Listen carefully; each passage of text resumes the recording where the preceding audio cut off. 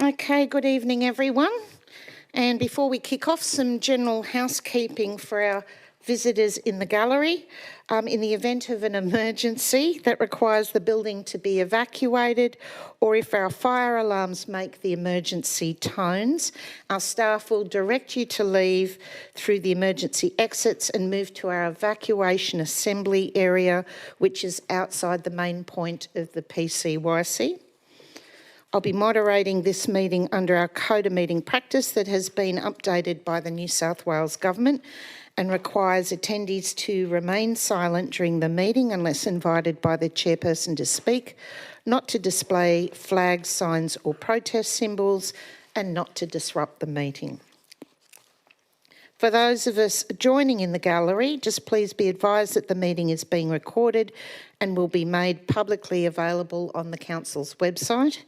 And people attending this meeting should refrain from making any defamatory statements. And I'll also remind the audience that taking video recordings and photographs is not permitted in the chamber. So, on to item 1. As a sign of respect to the traditional custodians and owners, I'd like to start today's proceedings by acknowledging the traditional custodians of the lands of Elders past, present and emerging, on which we celebrate today, and other Aboriginal people who may be present. Item number 2, application for leave of absence. We have received an application for leave of absence from Councillor Harvey. Can I have a mover and a seconder? Councillor Hernjack, Councillor Williams. Declare that carried. Confirmation of the minutes. Can I have a mover and a seconder for the minutes of the ordinary council meeting on the 21st of April 2026? Deputy Mayor Bingham, Councillor Beaujard. Declare that carried. Disclosures of interest. Councillors, in accordance with the clause 4.25 and 4.26 of the Code of Conduct, returns made by council's designated persons must be tabled at council meetings. Tabled tonight, we have 3 returns from designated persons. Councillors, if you have any declarations of interest that you wish to make, please do so now. Councillor Grattan. Thank you, and apologies to governance, I'll send it through to you. But 13.4, the community rental subsidy policy. I'm the CEO of Lifeline Northern Beaches, Mosman to Kirribilli, who is a hirer of council's community facilities. So just in abundance of caution, I'll just declare a conflict and leave the room for that item. Similarly, item 15.7, innovative use of public space. One of the organisations has donated in the past some vouchers to Lifeline volunteers, so I will declare an interest and leave the chamber for that as well. Okay, thank you very much.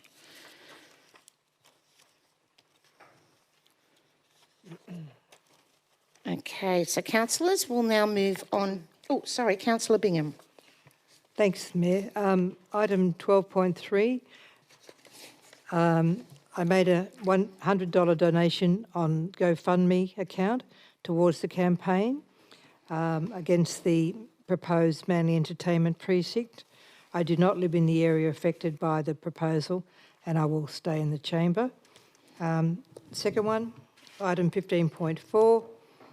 I live in the area which is affected by the multi-use permit and I intend to stay in the chamber for that one too.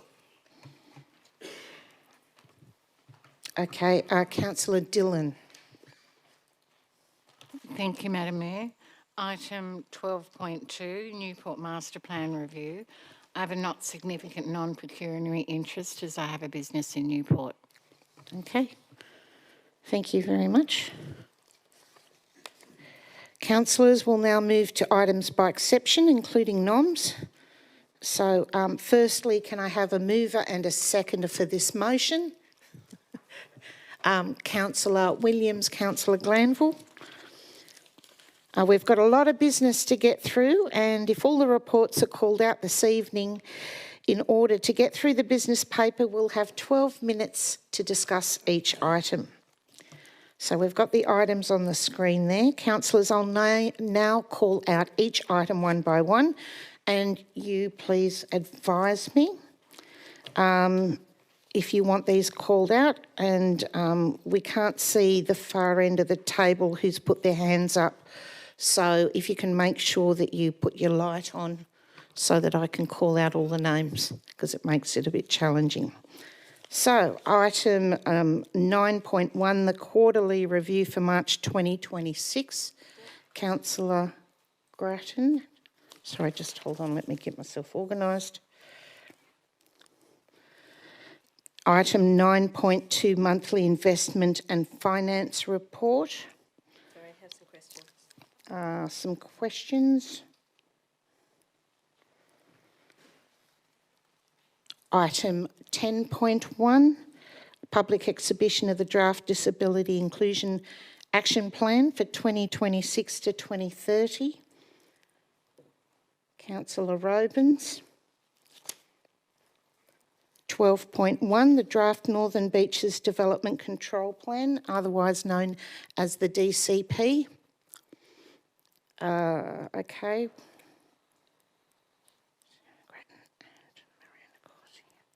Okay, so I've got two of you. Item 12.2, the Newport Master Plan, Councillor Dillon. 12.3, planning proposal for the Manly Special Entertainment Precinct trial.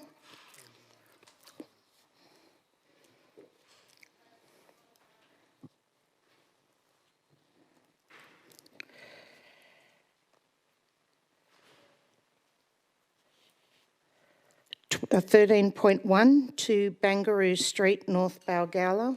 It's just a Manly show. It is a Manly show tonight. Councillor Grattan. 13.2, classification, this is the one anomaly. Classification of public land, 27 Elizabeth Street, Avalon Beach. Councillor Causey. Don't forget to put your hand up. Sorry, your light on. Okay, 13.3, Transport for New South Wales, Northern Beaches Network Review, Northern Beaches. Okay, Council. I know, but I'm pulling them all out. 13.4, public exhibition of the Community Rental Subsidy Policy. Councillor Causey. No, oh, sorry. Oh, sorry. Oh, hooray. One going through by exception. Okay, 14.1, lease and fit out of a Manly Beach restaurant. And we've got two. Oh, almost. Okay, so then we've got the noms. 15.1, Councillor De Luca. 15.2, Councillor Glanville and Councillor Glanville. Me too.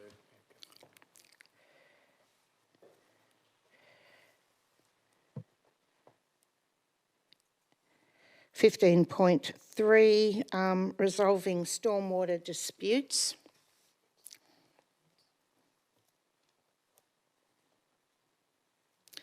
15.4, Nick Beaujard and Candy Bingham.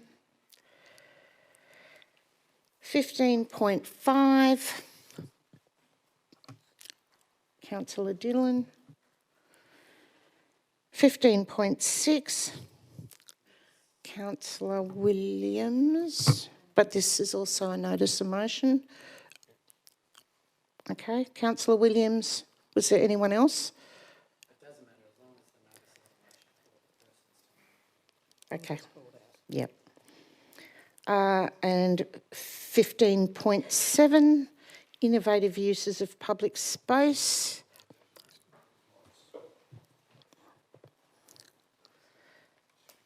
Councillor Causey and Kristen Glanville.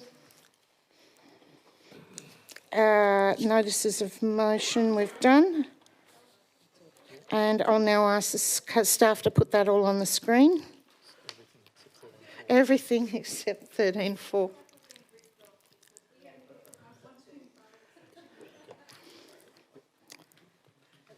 Okay, all those for the one that's left? Unanimous.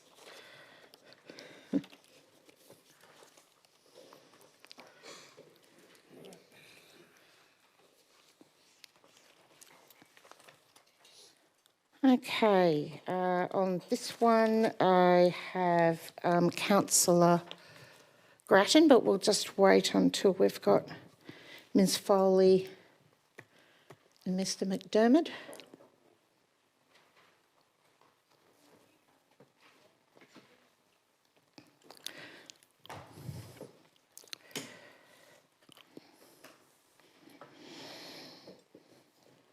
Councillor Grattan, are you moving as is? Yes, moving as just had a couple of questions. Yeah. Okay. And apologies to the CFO for not sending these through for a heads up, so we'll see. In the quarterly review note, there's been $6 million in operational expense savings, a lot of them through the employee wages line, if I recall. Wondering why we're not amending the budget by that full amount, because if there's employee costs with vacancies, shouldn't we get a reduction in cost for the year? Thank you, through you, Mayor. Some of those savings relate to positions that were vacant during the year, which are no longer vacant. And some of those positions have been filled by agency or contractors delivering those services. Right, okay, understand. What is the impact so far on the increase in fuel costs possibly since this quarter and in sort of April and May? What is the trend we're seeing there and what the run rate of that impact will be on the rest of the year, on the outlook?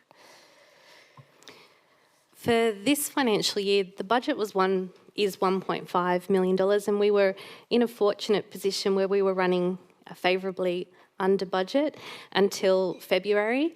The budget was, we were spending about 125k on fuel a month. We spent 150 last month in April, and it was 162 in March. And as we've seen, the prices are coming down at the moment, so we still expect to be within that full budget of 1.5. Oh, that's good news. Excellent.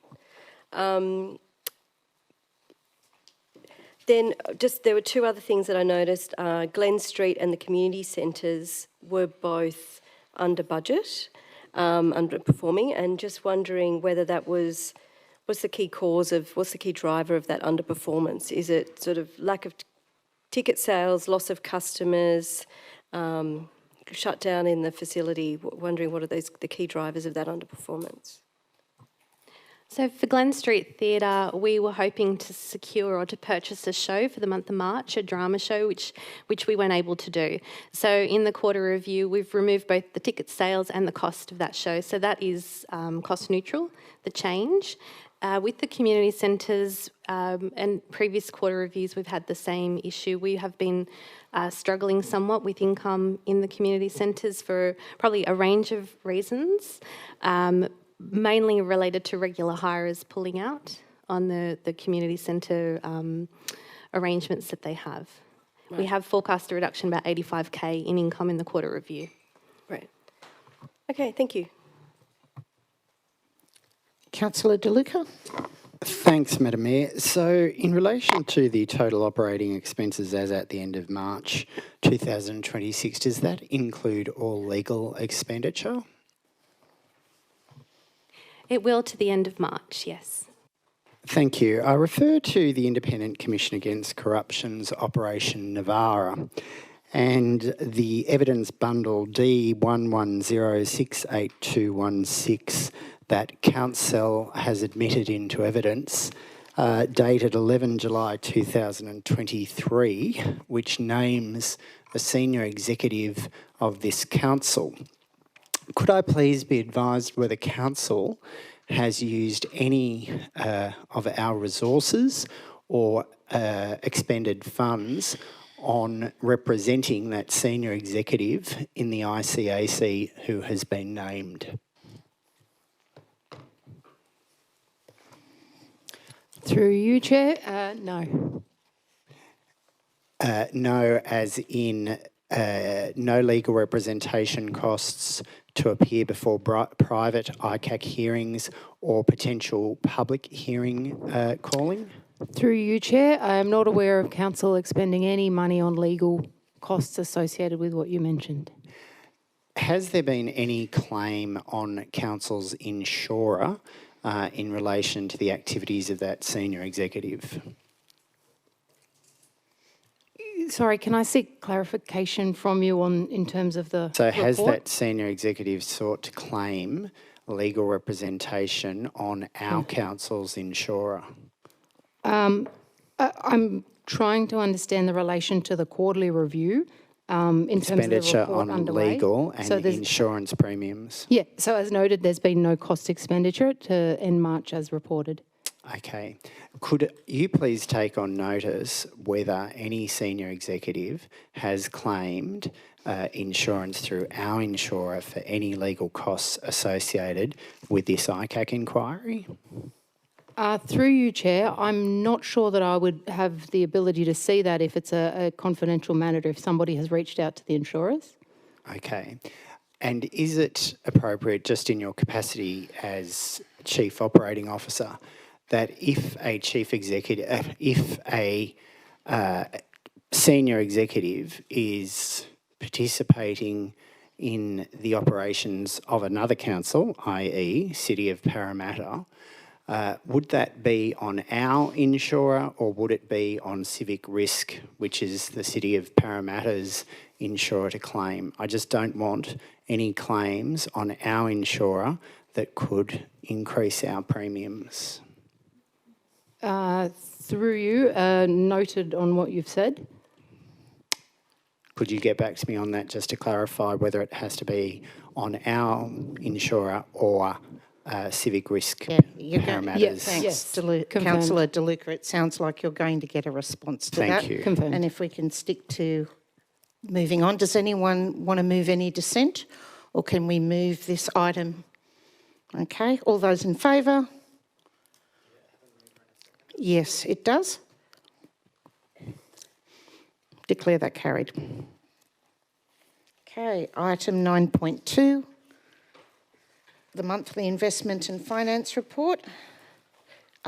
Moved by Councillor Grattan, seconded by Councillor Hackman. Again, just a couple of quick questions. Yes, questions? I note the margin achieved versus the average cash rate has begun to narrow, and just wondering why do we think our returns are lower relative to the benchmark than previously, and whether something's changed in our settings or is it a mix issue? Thank you, through you, Mayor.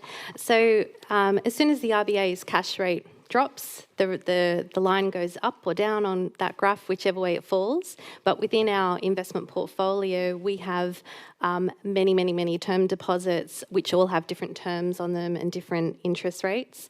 So what tends to happen if the cash rate goes up quickly, we're holding investments which might be at a lower rate and haven't quite caught up with the market. And the flip side as well, when the cash rate was dropping, you recall we were looking quite good because we had those stronger investments we'd secured when the interest rates were higher. So it's just a timing item. And follow-up, different question, my favourite topic, the CapEx expenditure for the year, and noting the run rate that we've got in the monthly of around sort of $7-8 million a month, wondering whether we're going to be able to increase that run rate to hit our $99 million budget, or how short do we think we'll be? The council have just adopted their revised budget, and that's the number we're confident we'll deliver, and it will be the largest CapEx program this council has ever delivered in its sort of 10 years. Yeah, I'm just thinking over the next 2 months. Are we going to get? How close are we going to get? Are we really going to get there? We believe we will. Okay. Yes. Thank you. No more questions. Okay, if no one has any dissent, can we put this to the vote? All those in favour? Unanimous, declare that carried. Thank you very much. Item 10.1, Councillor Robins, you've pulled this one out. Are you moving as is? No, thanks, Mayor. I have an amendment which I can put up on the screen. Okay. Seconded by Councillor Beaujard. Oh, thanks, Bob. Oh, No, sorry. No, go for it. can share it around. You can share it around. Okay, would you like to? Thank you. Our community has a diverse set of strengths and abilities that contribute to how they experience living on the beaches. And the bottom line is that we all want people to be treated with respect, have control of their lives and be active contributors to the community. In order to do that, we need to recognise and embrace the diverse abilities within the community so that we can remove barriers and actively work towards a society that is accessible and inclusive to everyone. Council plays an essential role in creating and enabling access and inclusion for all people in our community. Through service provision, infrastructure, delivery and advocacy, and perhaps sometimes with a little bit more deliberation, Council can promote community attitudes and behaviours and ensure that facilities and programs are accessible and inclusive and provide meaningful employment opportunities for people living with disability. Inclusion, access and equity are foundation principles of our adopted social sustainability policy and our Better Together 2040 social sustainable strategy.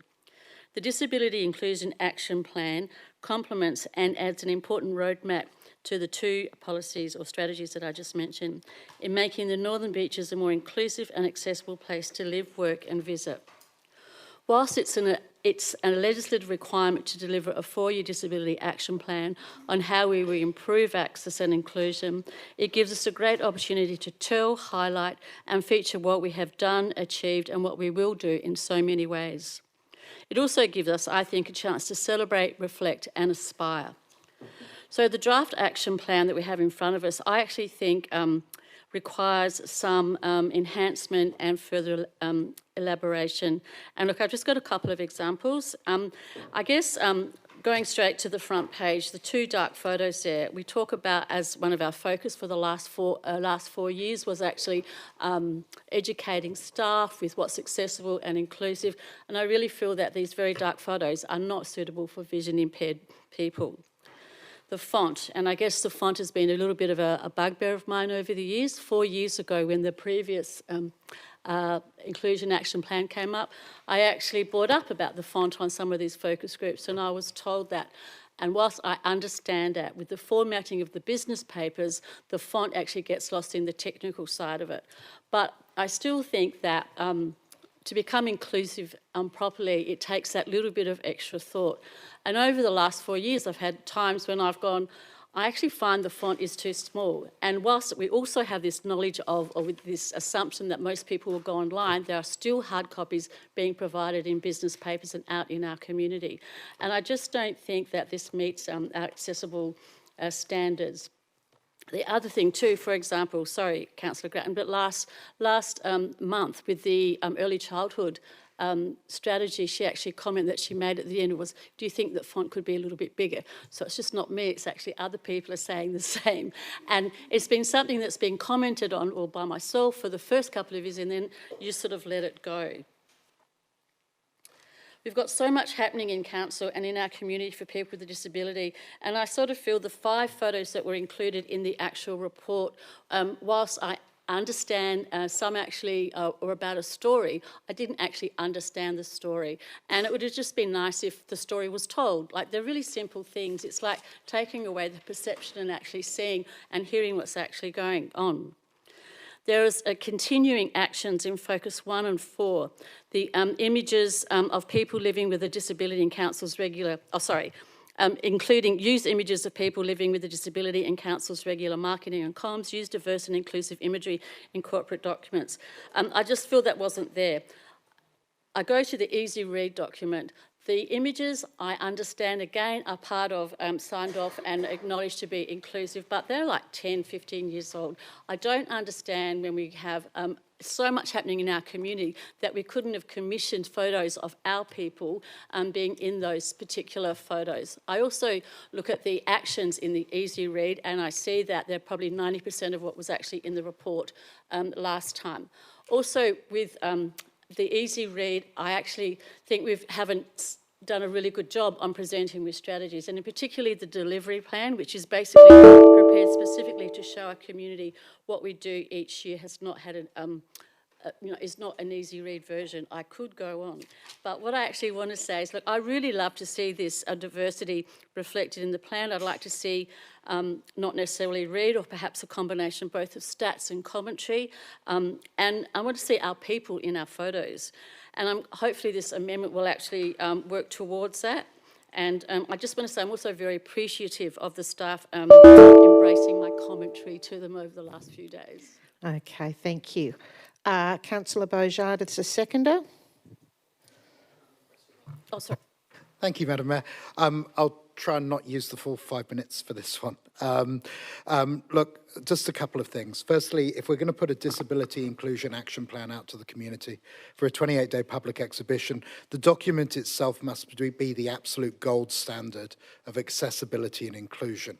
Some of the comments Councillor Robins meant, while I commend the staff for building what is actually quite a good document, there's things we can do to improve it. One of the ones in my mind is, we know from the snapshot, over the last 4 years, we successfully completed or embedded 54 out of the 62 actions in the previous plan. We delivered new accessible toilets, improved footpaths, implemented accessible event guidelines, provided emergency preparedness training. By putting these wins into the document, we show the community that we don't just write plans, we actually deliver tangible and positive impacts. Councillor Robins has taken away much of what we said, but we know that digital inclusion remains a persistent challenge for people with a disability. So added to this is that we can allow our residents to walk into our customer service centres at Manly, DY, Mona Vale or Avalon, or visit any of our libraries and access a hard copy during the exhibition period, just to help with all of that. Madam Mayor, this amendment's just about practising what we preach. I commend it to the Chamber and urge my fellow councillors to support it so we can exhibit a truly inclusive plan. Thank you. Okay, now do we have any speakers against? No? So the lights are on for commentary, debate. We're moving into debate then. Okay, Councillor Glanville. You announced earlier that in accordance with the new Code of Meeting procedure, that if there was no dissent, you would put the motion. Yeah. Why aren't we doing that? We can. I've got something I want to say. Yeah, so would I. So are both of you no dissent? Or you're just adding commentary? Yeah, and some feedback on the plan. Okay, all right. We'll just put this to the vote. I've actually got an issue I'd like to raise. Okay, so you do have dissent? So I don't think it's going to be significant dissent, but I think it's worth raising. Okay, Councillor Causey, it better be significant dissent, otherwise the other two will feel a little left out. No, I said it's insignificant. Oh, it's insignificant. Not significant, but it's worth raising. So Okay, so maybe you can contact the staff about it? Yep. All right, put this to the vote. All those in favour? Sorry, are we voting on whether to put the motion or the motion itself? No, we're voting on the motion. Yep. Well, then you... Can I speak against the... No, not now, because we've voted. Declare that passed. Carried, unanimous.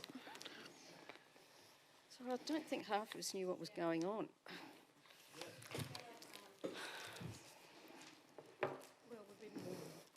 Okay, item 12.1. I've got Councillor Grattan and Councillor Causey. Yes, sorry. I take that back. I've got a procedural motion. I'm going to move a procedural motion to change the order of business to bring forward item 12.3 to be heard immediately. And Deputy Mayor is the seconder.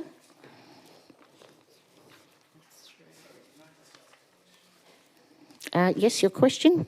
Thank you. In public forum, the representatives from the Manly ward stated that 12.1 was relevant to 12.3, noting that I think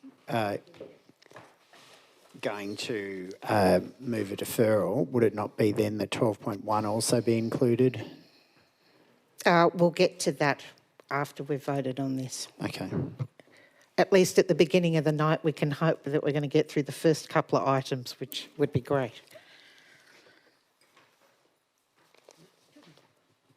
Okay, so on item 12.3, going back to my notes,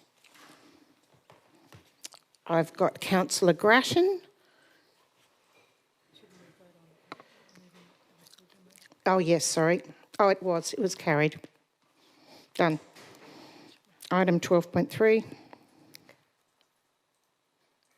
Okay, and I was moving with a small addition, governance. Yeah, point number Councillor 5. Grattan, and I've also got Councillor Bingham. I'm going to move an amendment, so perhaps somebody else should. Okay. Councillor Beaujard.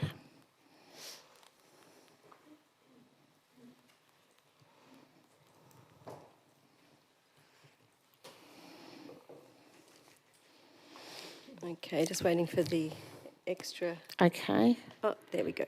All right. So do we have any questions before the mover gets to say something? Councillor Causey, your light's on. Have you got a question? I will ask a question, yes, please. So, through you, Mayor, for the benefit of residents, can staff please explain that there aren't actually any active noise controls in Manly now? Or why there aren't any active noise controls? Through you, Mayor, that is correct. Through the state government's vibrancy reforms, controls in relation to noise have been switched off. That's in terms of both noise-related conditions under development consents and noise-related controls under liquor licences. And sorry, a follow-up. Residents have been contacting us, telling us that the LA10 laws remain active. So could you just explain to us whether or not they are, what impact they have, please? Through you, Mayor. The LA10 restrictions in terms of noise were frequently applied in development consent conditions and also in terms of liquor licence conditions.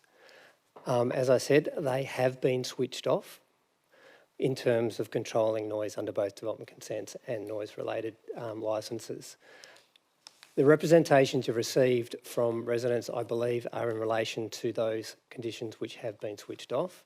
Notwithstanding, complaints still go to Liquor and Gaming as a relevant regulatory authority. Our understanding is that they don't uniformly apply the LA10 noise criteria. So assessments are undertaken in the vacuum of the avoidance of those restrictions on premises. Okay. Another one? And so is it possible that if this SEP went ahead, that residents in Manly could actually experience a lowering of noise levels that they're currently experiencing in places where there are what people regard as unacceptable levels of noise? Through you, Mayor, the purpose of the SEP is to set a regulatory framework on which the noise concerns of residents can be measured. It provides certainty both for venue operators about noise levels that they can generate from their premises and similarly for surrounding residents about what they may be susceptible to. In terms of previous noise controls, it is understood that it'll be relatively equivalent to previous noise impacts. But in terms of moving forward, what we say through our report is it provides certainty in terms of those noise impacts, which are measurable. That's it.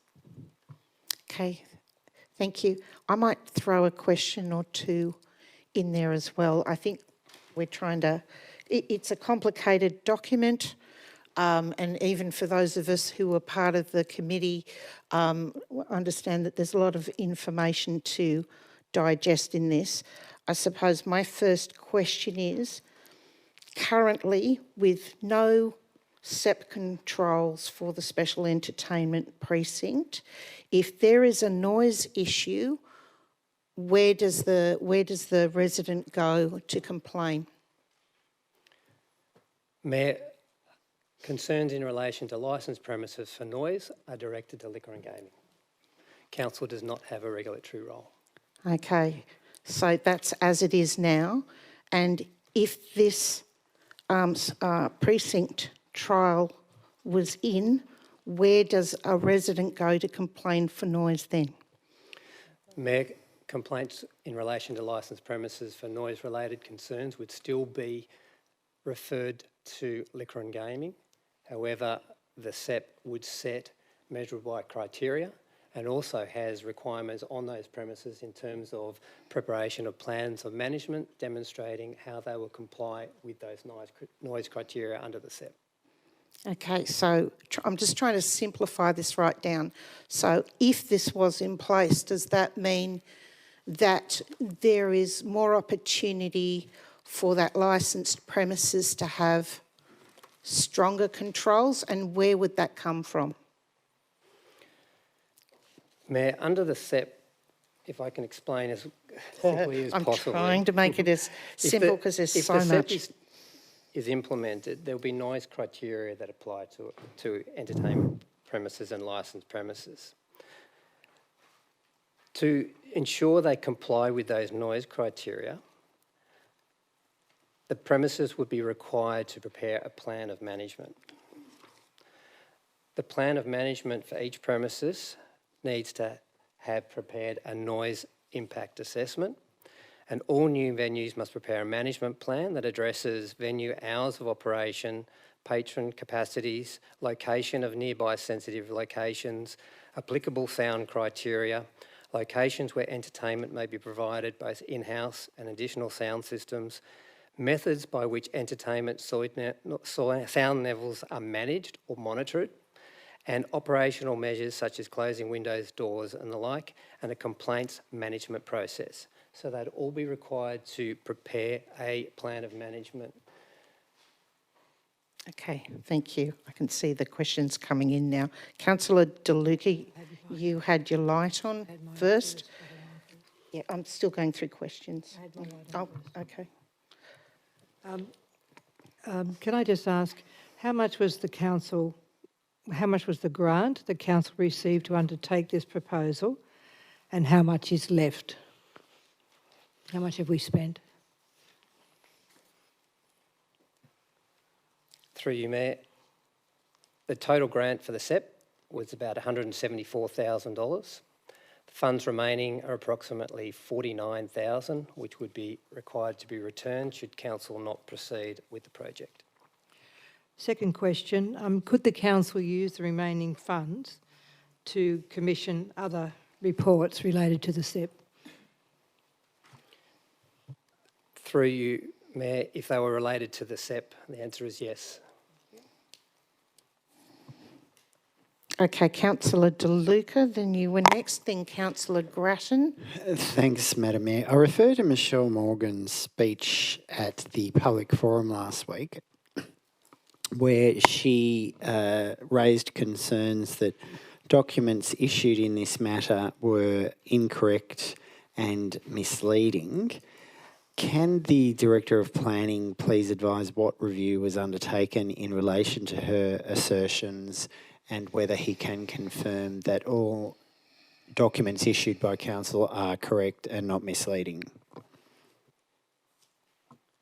Through you, Mayor, it's acknowledged there were some errors in relation to the labelling of some of the maps. They have been subsequently updated, and they would form part of the updated package should council resolve to progress the SEP. So in relation to her concerns, council's notes of page 105 are blatantly incorrect and totally unacceptable. That has been amended regarding environmental impact on local fauna, residents and ratepayers.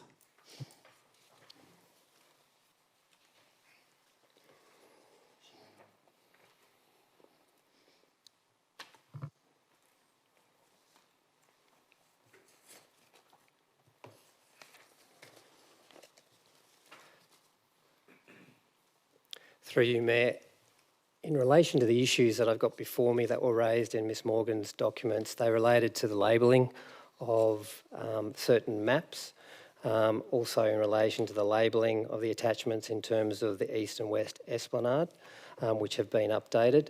And there were also assertions in relation to the police asserted that only hope of controlling late night monitoring was in relation to the Corso. Each of those issues has been addressed in further advice to council. The police in relation to the project have been consulted. If there's a further issue we've missed, I'd have to take that on notice, councillor. Oh, sorry. I was just reading from her speech, that's all. So that was paragraph paragraph 6. So in relation to Ms Morgan's comments that this will occasion additional costs of policing and cleaning and traffic congestion in the larger area for much longer, and that those concerns have been ignored, has council done any, or undertaken, I should say, any evaluation of cost projections for, you know, I know people have been coming to me saying that the horses have been defecating on the Corso. Is that our waste and cleansing team that cleans that, or does the state government provide funding for that? They used to get it from North Kelkle, actually. Through you, Mayor. In relation to the issues there was a couple of issues there in relation to council's costs and also support from other agencies. So we have certainly consulted with other agencies, including the police and transport, in terms of augmenting their services. But if there's additional cleaning costs or the like, we haven't costed those at this point, but obviously that would be borne by council. But to the alternate, Mayor, in relation to the vibrancy reforms, it's hoped that through these reforms we'll see more activation and hopefully that there is less rubbish or vandalism caused in areas where there's vibrancy. Thank you. I also thank you for reviewing the executive summary prepared by Samantha Stowe. In relation to the concerns raised at 2, the sound framework fails its own objective test.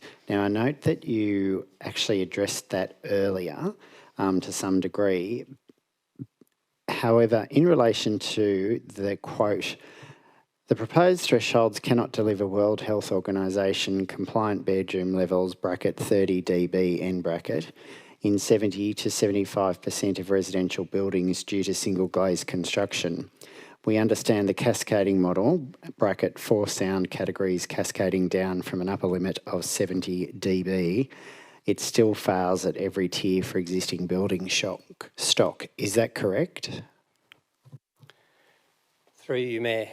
In relation to the noise criteria, Council has followed the guidelines set by the Commission in terms of preparing noise assessments.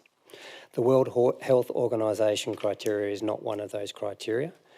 The assessment has been undertaken to seek to achieve an objective allowing reasonable noise to be generated through vibrant activities within Manly, whilst also maintaining a reasonable level of residential amenity for adjacent properties.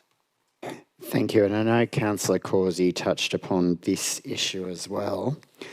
In relation to point 4, the DCP is a trap. SEP-linked amendments buried in item 12.1 permanently remove residential protections. These changes survive even if the SEP is later rejected. Could you please comment on those? assertions?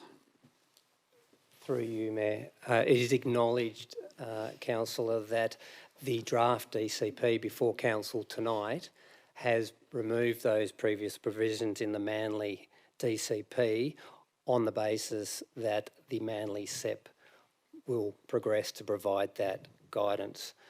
Councillors, if councillors have a mind not to progress the SEP, it would be appropriate to reinstate those controls into the draft DCP. Thank you. In relation to point 5, New South Wales Government Gateway is not a second chance, it is a handover. And the points 1, 2, 3, after Gateway, scope is locked by the state government. Council cannot reduce sound thresholds unless Gateway specifically permits it. And the fundamental decision whether to proceed is made on 19 May and no later. Is that correct? Through you, Mayor, in short, I don't agree with the statement. Council, what is before you tonight is a decision to progress to seek a gateway determination from the state government. That gateway is a reassurance for Council that the process that you've followed to prepare the SEP is in accordance with state government policies and procedures. It gives you the authorisation to exhibit the Manly SEP for formal statutory exhibition. In response to submissions received to that, Council has the opportunity to make further amendments to the SEP or progress it as it wishes before it makes a further resolution. Through the trial process, Council also monitors the success of the SEP and has further opportunities for amendment to the policy. So just in that regard, that then follows on to the concerns raised at 6. Once the SEP trial is approved, revocation is near impossible. Point 1, 10 mandatory steps including state government approval. Point 2, must exhaust all recommendations first, 12 to 24 months minimum. And then point 3, no sunset clause, no automatic review, no world trial does not appear at the revocation framework. So is that correct, that once the SEP trial is approved, revocation is near impossible? Through you, Mayor, no, Council still has a process that it can resolve to seek to revoke the SEP. So it's not near impossible. Thank you. Just in relation to the legal advice and the independent acoustics report provided by Cara Marasco solicitors, have you fully reviewed that legal advice, and has Council's in-house counsel also reviewed that legal opinion? Through you, Mayor, the short answer is we have reviewed it, but not in depth. As I mentioned before, the resolution to Council before Council tonight is a resolution whether or not to progress to exhibition. Our view is as per the officer's recommendation, because the exhibition process allows the opportunity for Council to review issues raised in submissions, including the submission that Council has received during the exhibition period. So just in relation to the submissions by Mr Cara, Bruno Cara, the solicitor, that Council is open to legal challenge if the issues raised and contentions raised by him are not properly addressed. Does that open Council to litigation? Through you, Mayor, Council's recommendation, the officer's recommendation, is that the Manly SEP has been prepared in accordance with the statutory framework and is appropriate to progress. Thank you. Okay, next person in line for the questions was Councillor Grattan. No, okay, we're still at questions. Councillor Dillon, you had your light on. Was that for questions? Yes, it was, Madam Mayor. Through you, Madam Mayor, question to staff. Because this is a grant from the New South Wales Government that's meant to enhance the economy, if we stop it now and give the remaining $49,000 back, will that mean that will that be deemed kind of ridiculous, really, and will the government look poorly on the Northern Beaches for economic funding in the future? Sorry, James. Through you, Mayor, I guess my response to that is that's a position for the state government to consider following receipt of further representations from Council. But for the reasons outlined in the officer's report, we believe it is appropriate to progress the SEP trial. Obviously, if council decides not to, without good reason, it may be something that the state government considers should council put forward any requests in the future. Thank you.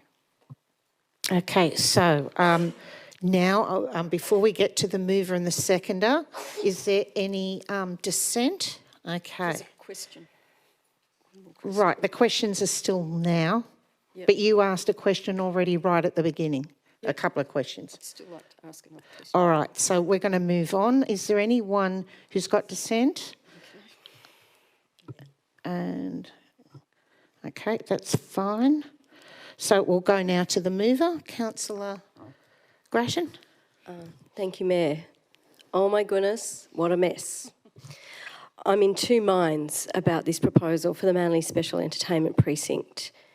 The planning makes absolute sense. Precinct-based controls to balance the right of residents with activities in the Manly Town Centre have strong foundation in planning. Secondly, it aligns with our council strategies, the Manly Place Plan, Economic Development Plan, Tourism Destination Plan, our Community Strategic Plan with Vibrant Economy. Our young people are asking for more activities, and we heard from one young resident at the public forum last week.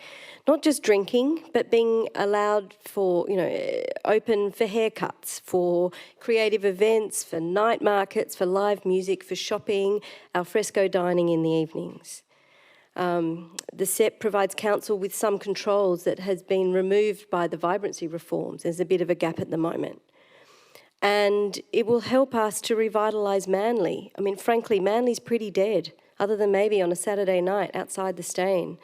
This area is the gateway for the Northern Beaches, and it badly needs investment, and the SEP is a way of us addressing this and accessing some additional funding for lighting, for safety, for various activities. But, and it's a really big but, the neighbouring residents are saying no. 87% of them said they didn't support it. They prefer the status quo. They don't trust the sound limits. They would prefer to try their luck under existing rules where liquor and gaming require 5 residents to get together to make a complaint. Existing residents want to be able to sleep at night, which is absolutely fair enough. And also don't want to close their windows on weekends or invest in sound attenuation like double glazing, etc., on their existing properties. Some businesses are also saying they've got it easier under the status quo, as the SEP will be more rigorous and harder to comply with. So it's really quite difficult. But if I look at it, if we have the SEP, the state government are then an active stakeholder. The minister has to sign this off. There will be more resources available for compliance, for working with transport, police, liquor and gaming. It's a strategic initiative of the state government. Grants for lighting, safety, other measures become available. A SEP can attract investment in Manly from business that will refresh Manly and bring it back to life. Manly has been, I said dead earlier, but trade is down, visitation is down. Aside from their substantial investment by Felons and a few others sort of down at the wharf, Manly really is looking tired and needs a revamp. I also note most of the sound limits proposed are in line with the Inner West where it's been working, and that much lower limits apply after 10 p.m. and midnight and on weekdays as opposed to weekends. And despite what we heard earlier, the bedroom limits are still 30 decibels that align with the WHO guidelines, and we have trading inside after 10 p.m. So pros and cons.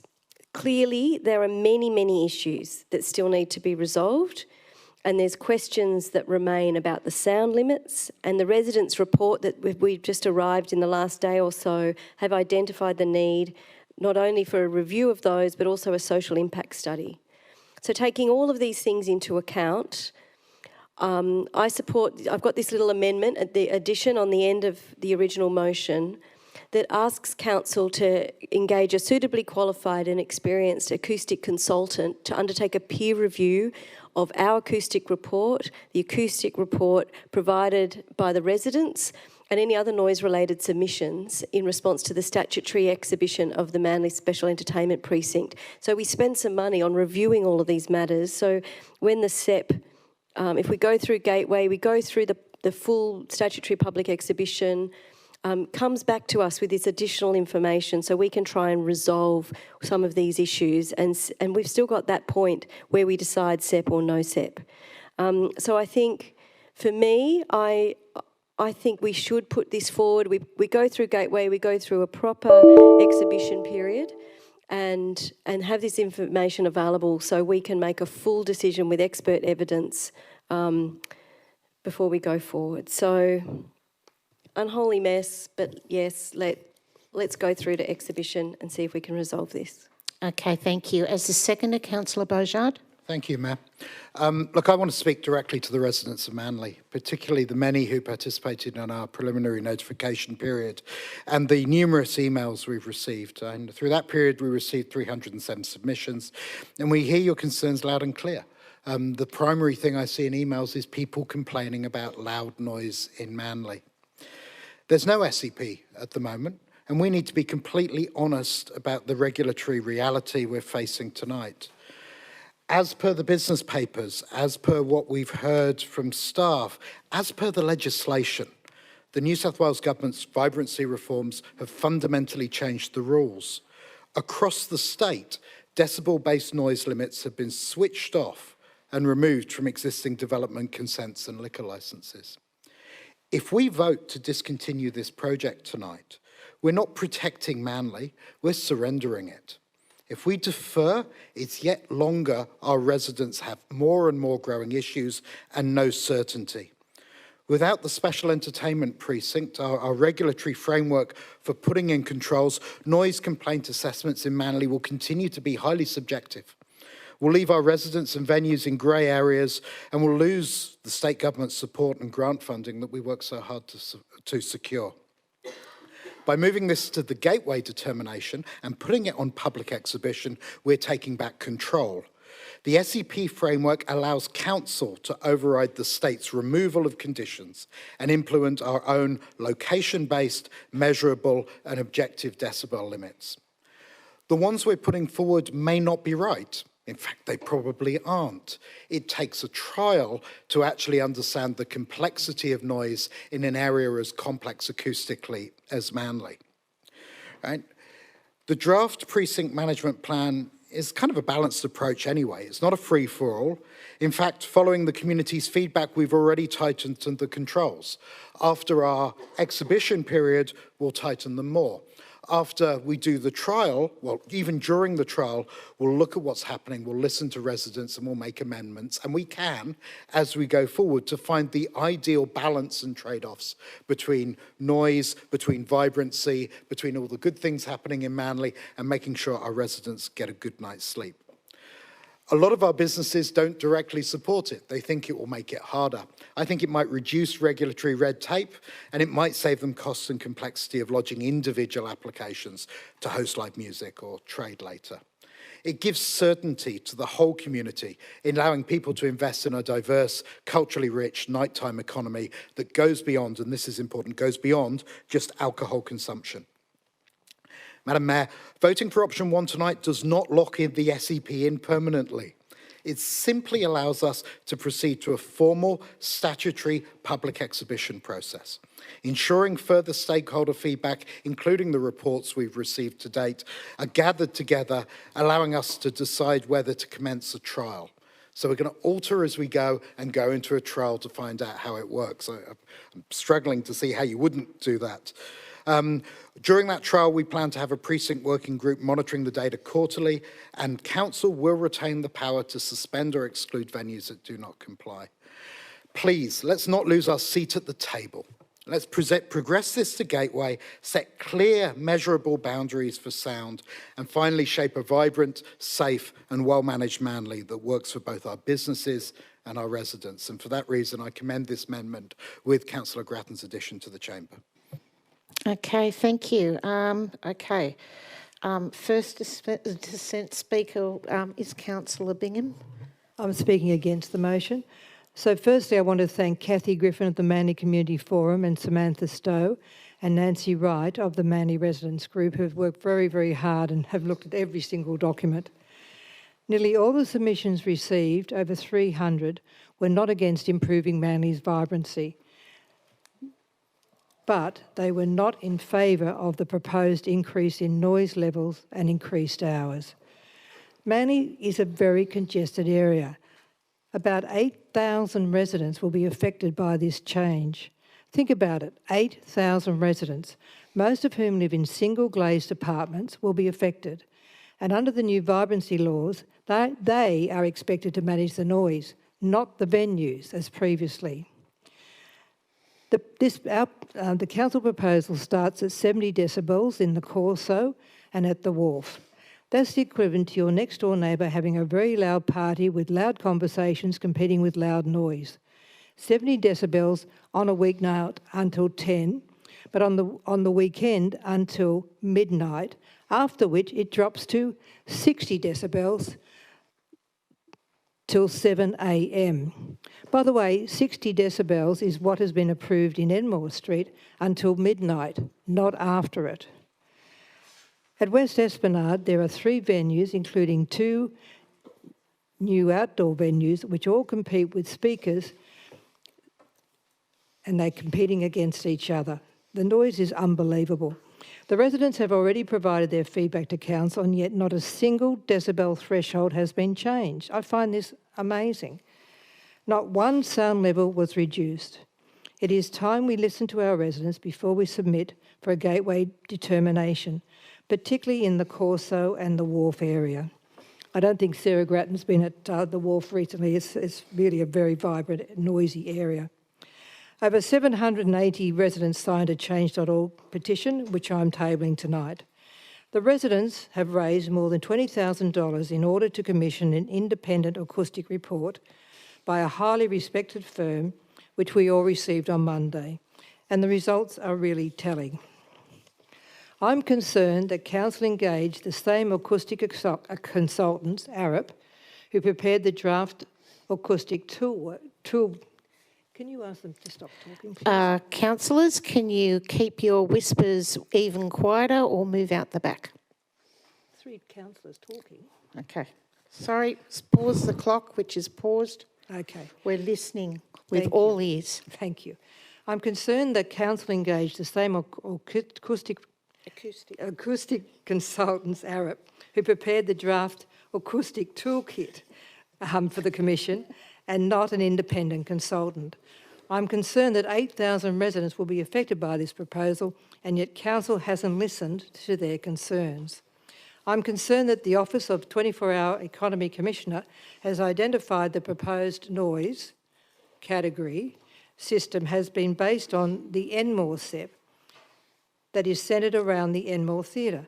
This is an inner city, relatively small area with different sound categories, only extending 1 or 2 blocks from Enmore Road, with very limited outdoor areas. Manly, on the other hand, is a coastal suburb which has many pubs that provide live music and a much, much larger proportion of outdoor areas. In fact, all our pubs feature outdoor areas. Manly therefore has 2 different noise sources that can and do affect residents, indoor and outdoor. This is not addressed at all in the Arup report to council. The draft acoustic toolkit has a primary intent to address noise emitted live from inside the venues, no mention of outdoor venues. I'm concerned that council has not commissioned an independent social impact and health assessment to be included in the precinct management plan. This is a clear requirement, and yet it has been completely ignored in the Arup report. I'm concerned that all assessments were made at street level. What about the people who live in apartments, most of them, where the independent acoustics report found that the levels of noise were greatly increased once you went above street level?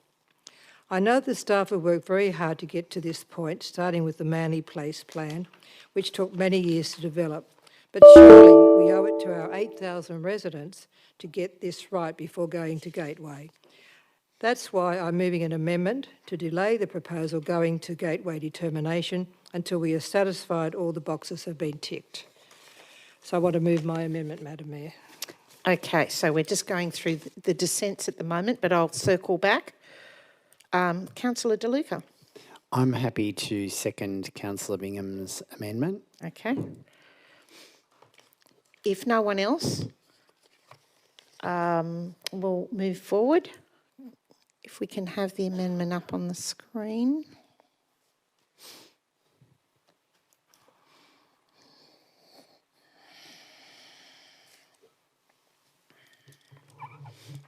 This amendment was sent to all councillors earlier today.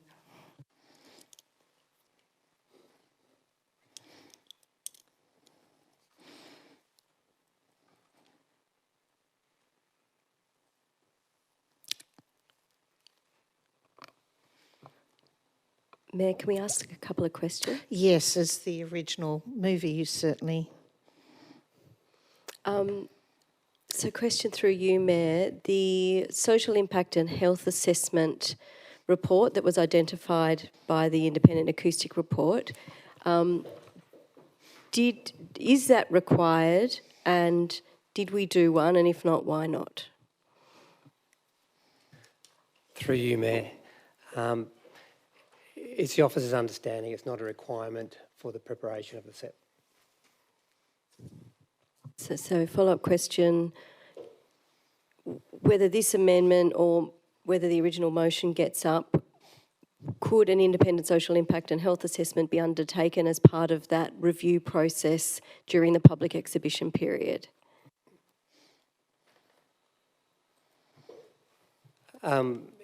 Through you, Mayor, in short, the answer is yes, but I'd reiterate my previous point, which is not a requirement to progress a SEP to undertake that assessment. And I say that, Council, because the purpose of our understanding is the purpose of the vibrancy reforms is a social aspect. The purpose of the reforms is to create socially vibrant commercial centres with a public benefit.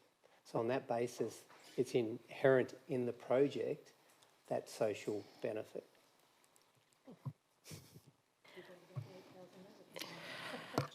Councillor Glanville. Thanks. My question's to the mover. Regarding bullet point 3, would you consider perhaps rewording or removing that? Because I guess I'm concerned that it, I suppose, presupposes that the peer review is going to tell us something different than what the Arup report does. The peer review could, in theory, tell us that the Arup report was appropriately prepared, in which case it's difficult to think what an alternative sound framework would be other than the one we've got. I'm content to have a peer review done. I guess I just think it puts the halt. Anyway, I'll let you answer the question. Would you consider moving bullet 3, given that it would come back to us in point 4?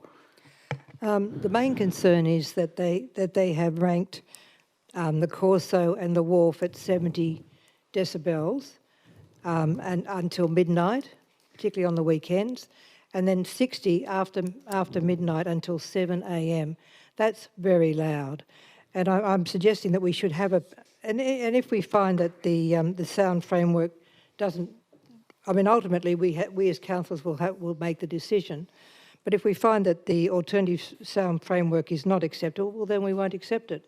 But I think we should at least give the peer review an opportunity to look at both the reports we've had. We've had the residents' report, we've had the staff report, and see what it says. I'm very concerned about the 70, frankly, the 70 decibels. Sure, but my understanding in reading your amendment is that that's essentially bullet point 1 is to seek that advice. My point is more that in point 3 assumes that the peer reviewer is going to give us different advice than what we've received from Arup. I guess it's, if they prepare I'm happy for us to get a recommendation from them about whether there is an alternative sound framework. What about if we say... I guess it's just pointless getting them to prepare another sound framework if the peer reviewer agrees with the Arup report. Yeah, well, let's just say if necessary. Yeah, okay. If Thank necessary. you. Okay, I can see everything's lighting up here with lots of questions. Councillor Beaujard. Thank you. Then Councillor Hern-Jack. Thank you, Madam Mayor. Question on the amendment through you to the CEO, I think. This amendment requests an independent social impact and health assessment and an alternative sound framework. Do we have any idea of the expenditure council would need to spend to make that happen? Through to the Director of Planning.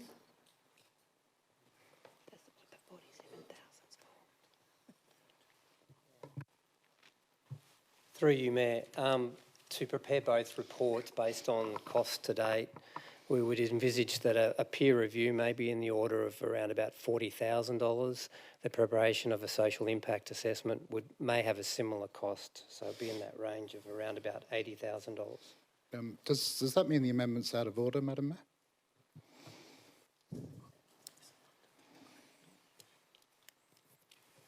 Madam Mayor, could I speak to, I think, what Councillor Beaujard is raising as a point of order? Okay, all right. Councillor De Luca, if you can Thank you. possibly make it clear, and then Councillor If that Henjak. was the case, the original motion by Councillor Grattan 2 would be out of order because it commits funding to the acoustic report and other clauses require resources. So it would mean that the matter has to be deferred automatically pending identification of budget and funding requirements.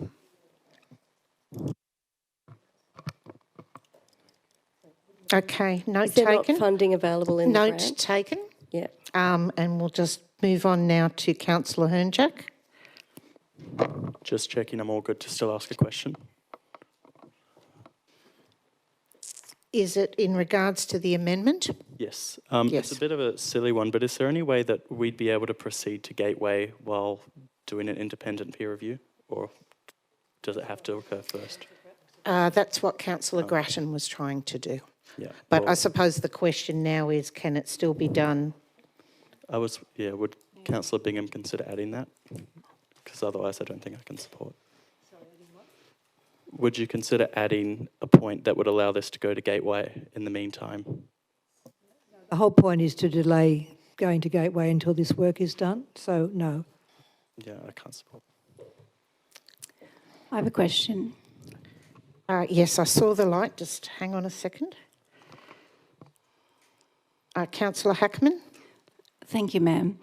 Through you to the mover of the amendment.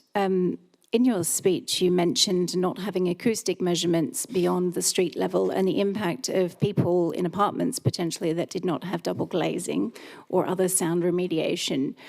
I don't see in here any specifics asking staff to make those measurements particularly for those affected residents. Do you have an intention to add that? Or are you happy just with doing an alternate study that doesn't include that as the criteria? Well, we certainly should add it, but I think we're getting very specific. Well, it was a point that you raised, Yes, I so know. I'm making sure it's included for Okay. you. All right. The thing is that under the current SEP, it was not considered at all, and under the current framework of the SEP, they don't require it. But if you want it, you can include it. Okay, councillors, let's just move on. And I think I might just interject myself here now into my thinking into the amendment and also actually the original motion as well, which might surprise some of you and others of you perhaps not. Like I said earlier, I've been part of the review for this with the community. I've spoken at length with some business owners in the area.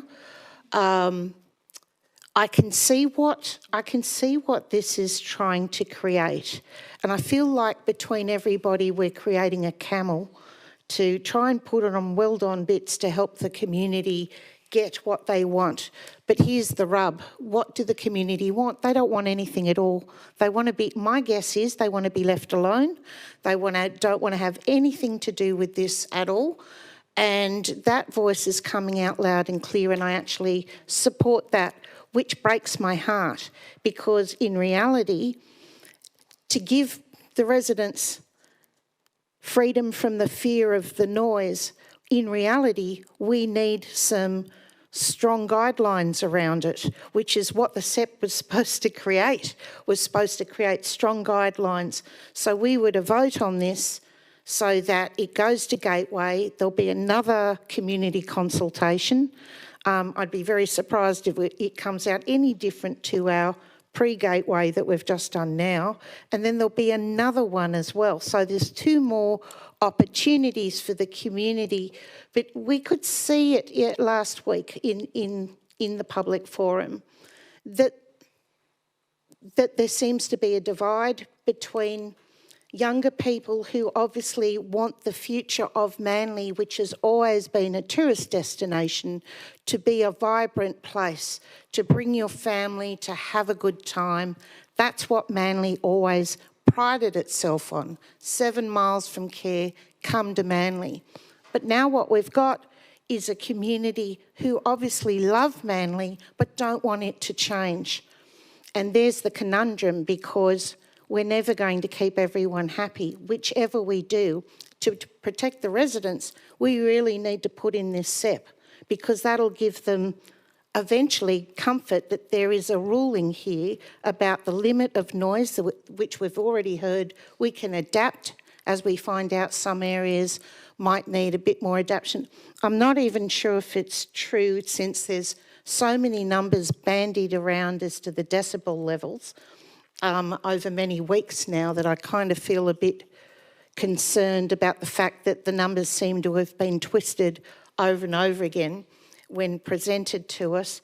But the reality of it is this is really a hard decision. And at the end of the day, I think listen to the residents. They don't want it. And so I'm not going to support either of them, just to let you know. No. Okay. So, Councillor Glanville. Can I just answer Jolene's Councillor Hackman's question from before? So in point 3, the issue of above ground level is actually raised in the acoustic peer review, so that will be covered in the point. Okay, Councillor Glanville. Thanks. I have mixed views about this. I think it's unfortunate that I never like being in a situation where the community is against something that I'm doing, because I don't like being in a situation to kind of paternalistically waggle my finger at the community and tell it that I know better than it about how things should be regulated. On the other hand, it's unfortunate that I think we all kind of want the same thing. We want there to be good noise controls in Manly so that everyone can kind of live peacefully. I think that the SEP framework is actually a pretty reasonable framework, and my only question mark is whether the specific decibel numbers are the right ones. I'm not an acoustic engineer. I went online and Googled what each of the different numbers mean, and vacuum cleaners and aeroplanes and stuff, but it didn't necessarily help me. I think what I come down to is that I do think that there is a benefit to a quantitative control. So having a decibel limit is useful, and not an LA10 style one, but actually a hard decibel limit. Is this the right decibel limit? I think it would be useful to get a peer review, if only to satisfy ourselves that the ARIP report is giving us the right advice about what the decibels are. I think that it's quite challenging, because I think some residents seem to maybe be unaware that a lot of our noise controls have been turned off by vibrancy reforms, and so we are kind of in a bit of a Wild West situation where all the rules that used to apply, a lot of them have been turned off, and that the offensive noise tests are quite qualitative in nature. And there is a bit of a subjectivity. You have to have the right number of residents complaining and doing a lot of record keeping, and liquor and gaming is quite slow at reacting to those complaints. So I think that it makes good policy sense to have a hard decibel limit, because it's not subjective, it's not qualitative. Then some bloke or lady with a noise logger goes and takes a measurement, and you know whether it's being breached or not. So I feel a little bit in both camps. I think that having the SEP in place would be easier to enforce with limits. But I'm also hearing very loud and clear from the community that they're concerned that the numbers aren't right. I fear there may be a little bit of misunderstanding from parts of the community about how the controls are applied, because my interpretation is that it's both the emitter of the noise has to comply with the limit in that part, but then also the noise to be lawful also has to be under the decibel limit at the receiver location. And I think that second point has been maybe not understood or communicated by us that well, that although legally, I don't know, one venue could put out 70 decibels, if they're breaching the 40 decibel limit in a category 4 area, my understanding is that they're breaching the rules, and that's something that we can enforce. So there's unfortunately not been a great level of understanding. I think it's useful to get a peer review. Equally, I think moving forward with an SCP, it would go to Gateway, there would be further public consultation, and ultimately we're asking for a trial, and so that might create opportunities to refine the decibel limit. So I've sort of spoken for and against, but ultimately I'll support the amendment because I think more information is useful, but I guess I'm foreshadowing that advice may not tell us anything different than what the Arup report tells us. I'm happy to get a peer review for the sake of making quality decisions, but anyway, I'll leave it at that. Okay, thank you. Councillor Bingham, right a reply. I don't get a right reply from him. Oh, you don't? Okay. I was the seconder. Oh, okay. No, Apologies, that's... seconder. Yeah, Councillor De Luca, as the seconder, it doesn't matter on an amendment as much, like it does on the original. Thank you, Madam Mayor. I've already had you, though, speak earlier. On what? On the dissent. No, I didn't get to speak, remember? Oh, didn't you? No. Oh, sorry. Yes, I had you down, but Councillor Bingham wanted to go before you. Sorry. Yes. No, that's yes. okay. That's what the arrow means. Thanks, Madam Mayor. As the seconder of the amendment, I must say that this amendment seeks to safeguard our community and ensure absolute transparency and accountability in our decision-making process. It also supports the overwhelming opinions of our community, and I think that's important to recognise, and that's what Mayor Hines actually indicated as well, that it's pretty clear that from the responses, the overwhelming response to the consultation was that residents and a significant number of businesses don't want it. In relation to the taking back of money by the state government, Councillor Grattan's, Councillor Bingham's question to our Director of Planning is very relevant to the issue raised by Councillor Dillon, in that we don't have to give it back. We can use any outstanding funds for other parts of the SEP. So we don't have to give that money back as long as it's tied specifically to the SEP, and I think that's something to remember. I've sat in the upper house gallery when the Minister for the gig economy, as it's called, the Honourable John Graham, has spoken of his vibrancy reforms. And I sincerely believe that they don't consider the impact and the costs on both local government as well as residents. And it's very well for people in the Parliament who have no local government experience to seek to make these laws, but they're not experiencing the complaints that we experience and receive every day.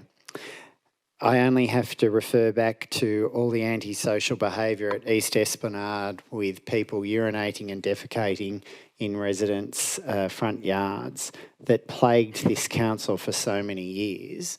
And we had to put sprinklers on the lawns near the Manly Wharf because of such antisocial behaviour. So the costs on council of this need to be considered properly. And as Councillor Bingham stated, Enmore is very different to Manly. We go there for entertainment, and it is a very different type of entertainment. And also, I appreciate that there are some holes, as indicated by Councillor Bingham in the assessment. And until we get those holes filled and correct, I don't think it's fit and proper to put this out for a gateway decision. And I am minded, particularly by resident concerns, and I acknowledge the submissions that we have received, that this will be subject to challenge by this community should it go out to Gateway without proper and transparent processes being adhered to. Okay, thank you. And with that, we shall now put this amendment to the vote. All those in favour, Deputy Mayor Bingham, Councillor Singh, Councillor De Luca, Councillor Giltman, Councillor Causey, Councillor Glanville and Councillor Hackman. All those against? Councillor Robins, Councillor Dillon, Councillor Beaujard, Councillor Hernjack, Councillor Williams, Councillor Grattan and myself. Councillor Have I Hines, missed didn't you somebody? say you weren't voting on either proposal? Yeah, I'm voting against both of them. That's what I said. Oh. Oh, gosh. You I- sure do know how to confuse a boy. Oh, well, not only that, I love it when there's only 14, so it means we may be like this. So I'll stick to what I said. I'm going to vote against. Okay, so declare that lost. And now we're back to the original motion.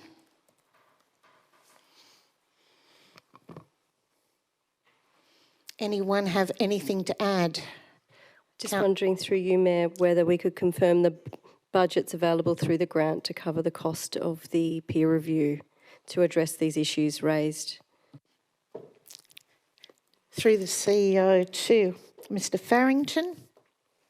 Through you, Mayor, yes, the remaining funds would cover the cost. Okay, Councillor Hernjack, you had your light on because I think you want to say something on behalf of Councillor Harvey. Yes, thanks, Mayor. I would like to speak in support of the SEP on behalf of Councillor Harvey, who couldn't be here tonight. When out door knocking, one thing has come through loud and clear. People want Manly to feel alive again. Residents, young workers, parents, older locals keep telling me they want a reinvigorated town centre, not one that shuts down before they finish work or study. This SEP helps us get there. It creates more options for dining and entertainment later at night, especially for shift workers, hospitality staff, and adult students who simply can't enjoy Manly under the current model. And importantly, it encourages a different kind of late night economy, not just pubs with pokies and alcohol. We're talking about late night cafes, dessert bars, small venues, live music and creative spaces. A more diverse, safer and family-friendly nighttime offering. Another major benefit is the state-funded acoustic testing. This is something Council could never afford to deliver at scale on our own. It means residents get proper professional noise assessments, paid for by the grant, not ratepayers. Should we move forward with this, I think it's clear we need to ensure communication to residents is clear and explains what the trial is actually offering in terms of controls. It is my hope that further exhibition and consultation will refine the proposal to a point where concerns are addressed and the community can see the benefit that an SEP will bring to the vibrancy and community well-being of Manly. And finally, this is the part that often gets missed. The SEP actually gives Council more control over noise than we have now. At the moment, Liquor and Gaming New South Wales calls the shots. With the SEP, we get a stronger say in managing noise, enforcing conditions, and protecting residential amenity. Without the SEP, the existing noise doesn't change. Residents will be left at the whims of venues and Liquor and Gaming to determine what they will live with. Council will continue to have no power to determine acoustic controls or make venues comply with them. This is ultimately a practical, evidence-based way to support our local businesses, improve safety, diversify nightlife, and give residents better controls than the status quo. That's why I'm supporting it. Thank you. Okay, thank you. Councillor Grattan. So just my right of reply, Mayor. Anyone else want to add anything before final right of reply? Okay, I think we've spoken quite a bit on this. Yeah, Go for very it, Councillor briefly, Grattan. very briefly. I just wanted to assure those watching along from home, we have not ignored your concerns. We hear the residents' concerns loud and clear. This is why we're asking for a peer review of that acoustic study, of the acoustic study that was done, to also review properly and in depth the peer review that the residents have undertaken. And to look at all of the noise-related submissions through the formal public exhibition process, should that get through Gateway, to make sure that we have got it right. And we've still, this isn't imposing the SEP on anybody yet. It is simply getting it checked by the government. Have we met the requirements, and are they appropriate to do the public exhibition more broadly and to have time to review these particular issues? So Councillor Bingham's amendment was delaying it to do this work. I'm saying we can go to Gateway, but let's do this work and make sure we get this right when it comes back for us for a decision. So I encourage you to vote to put this through to Gateway, and let's see what comes back with these reviews. Thank you. Okay, with that, we'll put this to the vote. All those in favour? Councillor Robins, Councillor Dillon, Councillor Causey, Councillor Beaujard, Councillor Hernjack, Councillor Williams, Councillor Glanville, Councillor Hackman and Councillor Grattan. All those against? Councillor Bingham, Councillor Singh, Councillor DeLuca, Councillor Giltinan and myself. Declare that carried. Next one is 12.1, another fun one. Okay, so I'll be happy to move this one. Councillor Grattan, pull this one out. Yes. And Councillor Causey also. So are you both... Okay, sorry, but when I asked originally, I've got to call out the two people who had their hands up. Yep. So Councillor Grattan, Councillor Causey. Councillor Grattan, are you moving as is? I've got 1/5 to deal with the SEP issue. One extra point to add. One extra point. Councillor Causey, are you moving an amendment? No. You're not. You're moving as is? Yep. Okay.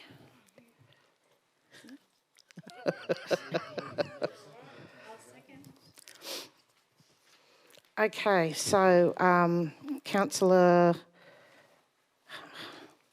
can we use Councillor Grattan's as an amendment and keep the original one up there for the moment? And can I have a seconder for leaving? Okay, second the original. So that's Councillor Causey and Councillor Beaujard. Does it really need it to be? Yeah, I just want to have it separate just in case. You never know where it goes. Okay, questions of the staff first before anybody says anything.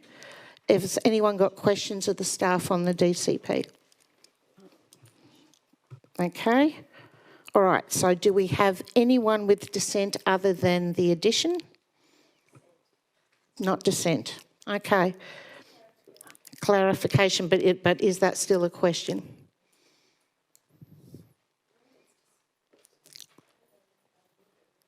Yeah, that's okay. Just hold on a moment. Hold on a moment. Okay, Councillor Causey, do you want to see the addition to see whether that's acceptable as is? Then you can all work together. I can just explain it perhaps, Mayor? Yes. And so that way we might swap out Councillor Beaujard for Councillor Grattan. So I'm just trying to be a bit diplomatic with chess pieces here. Yep. So given we haven't necessarily approved the Manly SEP, I just want to make sure that the existing Manly DCP conditions on privacy, security and late night venues are included for public exhibition in the DCP, because if the SEP doesn't go forward, the SEP conditions are currently in the DCP. This was raised by one of the residents last week.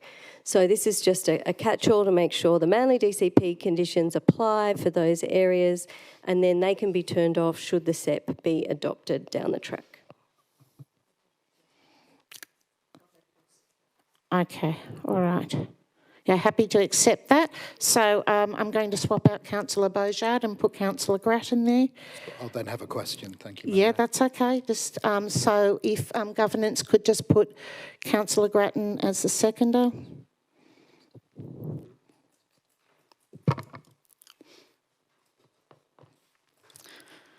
Okay, so if we've got no dissent, Councillor Causey, would you like to speak? Do we do questions before speeches, Madam Mayor? Yes, you do. No, yes, we do. Sorry. You can see I'm getting a little bit weary. Sorry. No, you're all good. Thank you, Madam Mayor. Question through you to staff. As much as I dislike doing policy on the run, the questions here on section 5, is there any conflict between having these in the DCP and in an SEP we're sending to Gateway? i.e., can they both live together, or is it one or the other? Through you, Mayor, they can, and I guess as the Speaker talked to Part 5, this really gives you a safeguard. We would need to make sure a decision is made on the SEP before Council makes a decision on the final draft DCP for the reasons outlined by the Councillor. In the event that Council does not progress with the SEP, the controls in the DCP would have been exhibited and can be adopted. In the event that Council progresses with the SEP, we could amend the DCP to remove them. So this is a safeguard. Okay, Councillor Hackman, questions? Yes. Through you, Mayor, I just wanted to understand in point 3 the recommendation to assign authority to the CEO to make any amendments before going to DPHI. Could you just explain what a minor drafting error is? I want to make sure that, you know, the character statements aren't going to be veered in a different direction just because of some policy. Through you, Mayor, it's a very good point. The reason we've included point 3 is the recommendations. As councillors be aware, we're currently awaiting the final gateway determination for the LEP. There were numerous conditions on the gateway that we've received, and we've submitted the response to that. We haven't received that final sign-off from the department. So if there's minor changes that they need to wording in response to that, we want to make sure that we bring the DCP into alignment.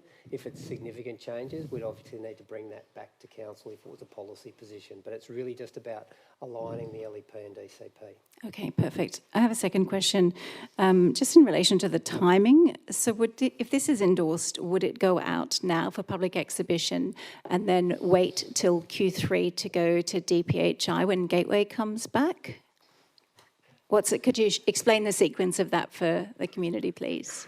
Through you, Mayor, yes, it's a complicated process. So we've got the LEP, the Local Environmental Planning, and we need to get the sign-off from the state government before we can put that on exhibition. So we're waiting on that, and we're having constant dialogue with the department.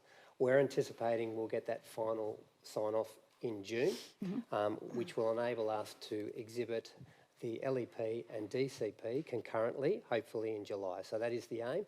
If councils have a mind to endorse the DCP tonight, we don't need to get sign-off from the state government on the DCP, so it will be ready. We'll just be waiting on that LEP sign-off. So the short answer to your question is hopefully both will go on exhibition in July.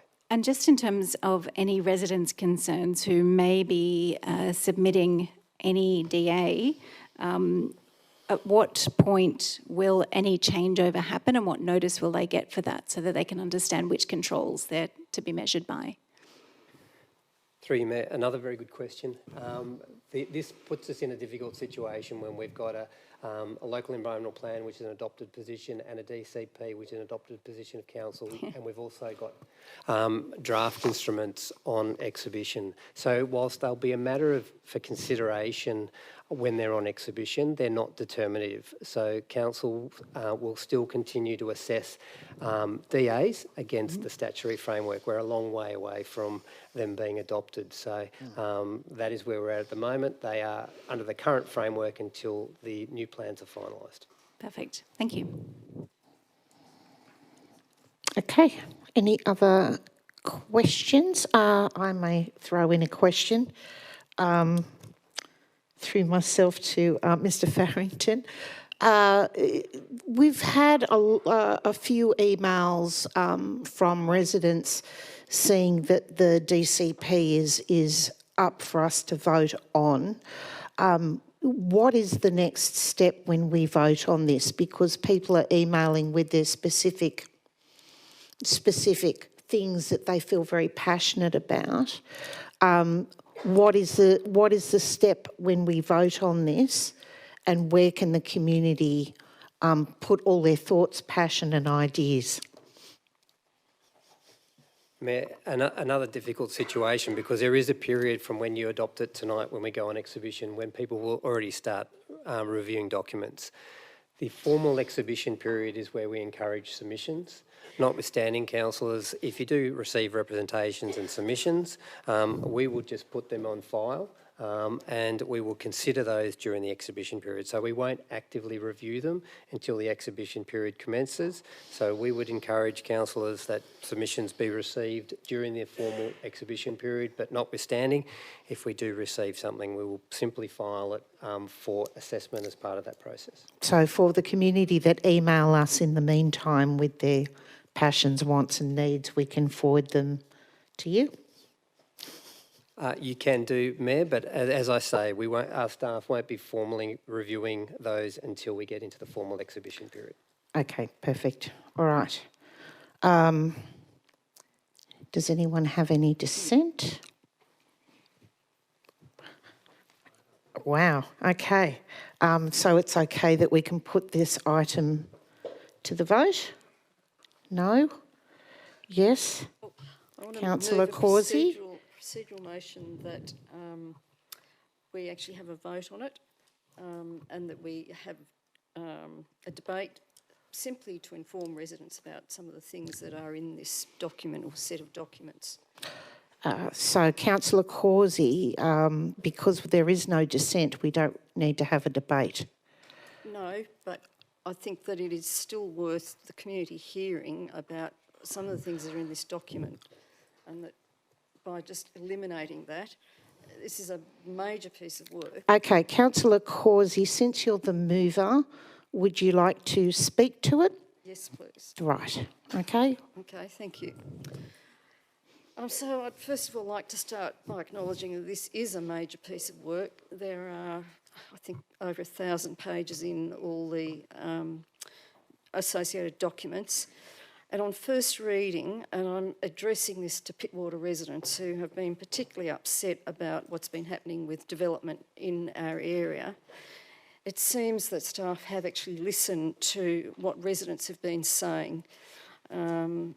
So I believe the new LEP and DCP will provide an opportunity to reset this trend for large developments on sensitive sites over recent years.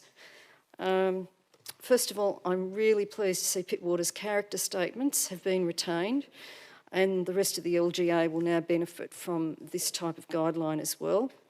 I've compared the Pittwater statements to the current ones and they appear to coincide, but I'd encourage residents to read these for themselves to see if anything's missing, and I note a few issues on the ground have changed as well. Secondly, I'm delighted to see the DCP now includes a limit on depth of excavations to 1 metre, along with an emphasis on retaining natural features, something Pittwater residents have called for.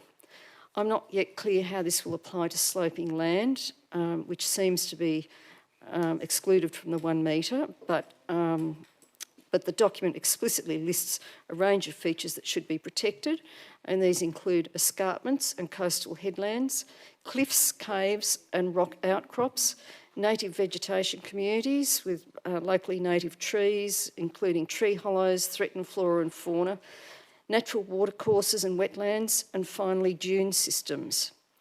It also calls for the use of construction methods that limit their impact on sloping or difficult sites, such as pole construction.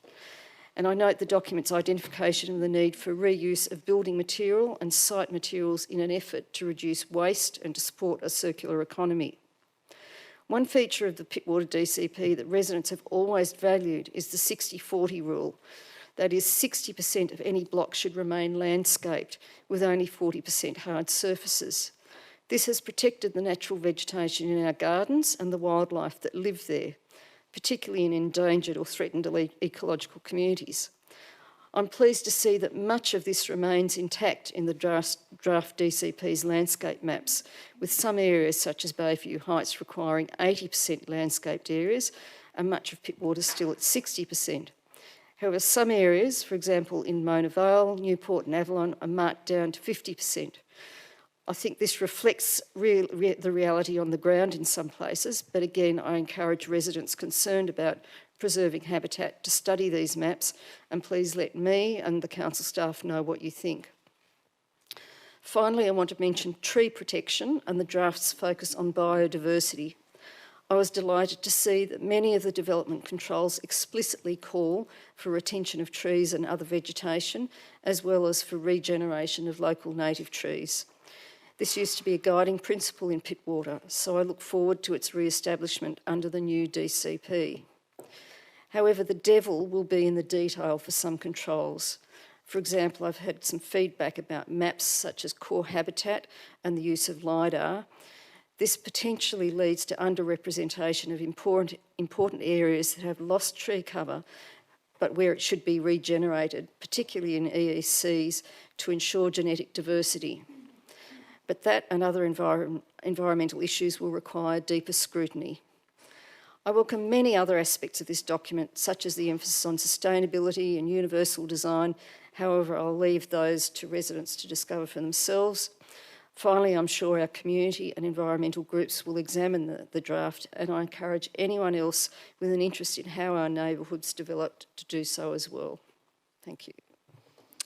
Councillor Grattan is the seconder. I love the local character statements. They're fabulous. Every little area has a description, including what we'd like the future character to be. And when this does make it to exhibition, I really encourage the community to read those statements, have a think. Do you agree? Have they missed anything? I mean, they mention heritage items, and really tries to capture the vibe of the place, of all of our little areas. So I think all of those workshops, all of the work that has been done, all the consultation to develop this, I think it's really good balance of how we see. And, I think it's 10 years since this council was formed, pretty much almost to the day. Finally, we've got a DCP for the whole area that we wish to put on exhibition. So well done. Been an enormous job for the team. We've seen, I think, 3 different people leading the team, so well done. Let's put this to the vote. Okay, councillors, with that we can put it to the vote unless Councillor Causey wants another right of reply. Okay, all in favour? Declare that carried, unanimous. Okay, 12.2, Newport Master Plan. That has been pulled out by Councillor Dillon, seconded by Councillor Causey. Okay, before we kick off, any questions of the staff? Councillor De Luca. Thanks, Madam President. Madam Mayor. You've been elevated, it's all right. You'd get paid a lot more.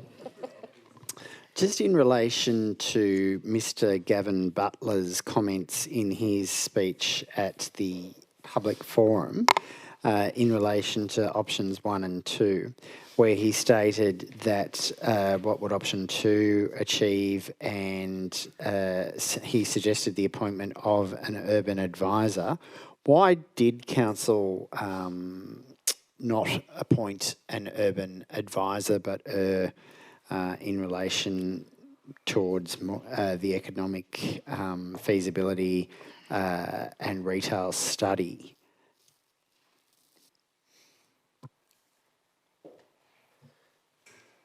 Through you, Mayor, the reason that we didn't go down that path was because through the consultation process, it was generally agreed that the vision embodied within the Newport Master Plan was appropriate.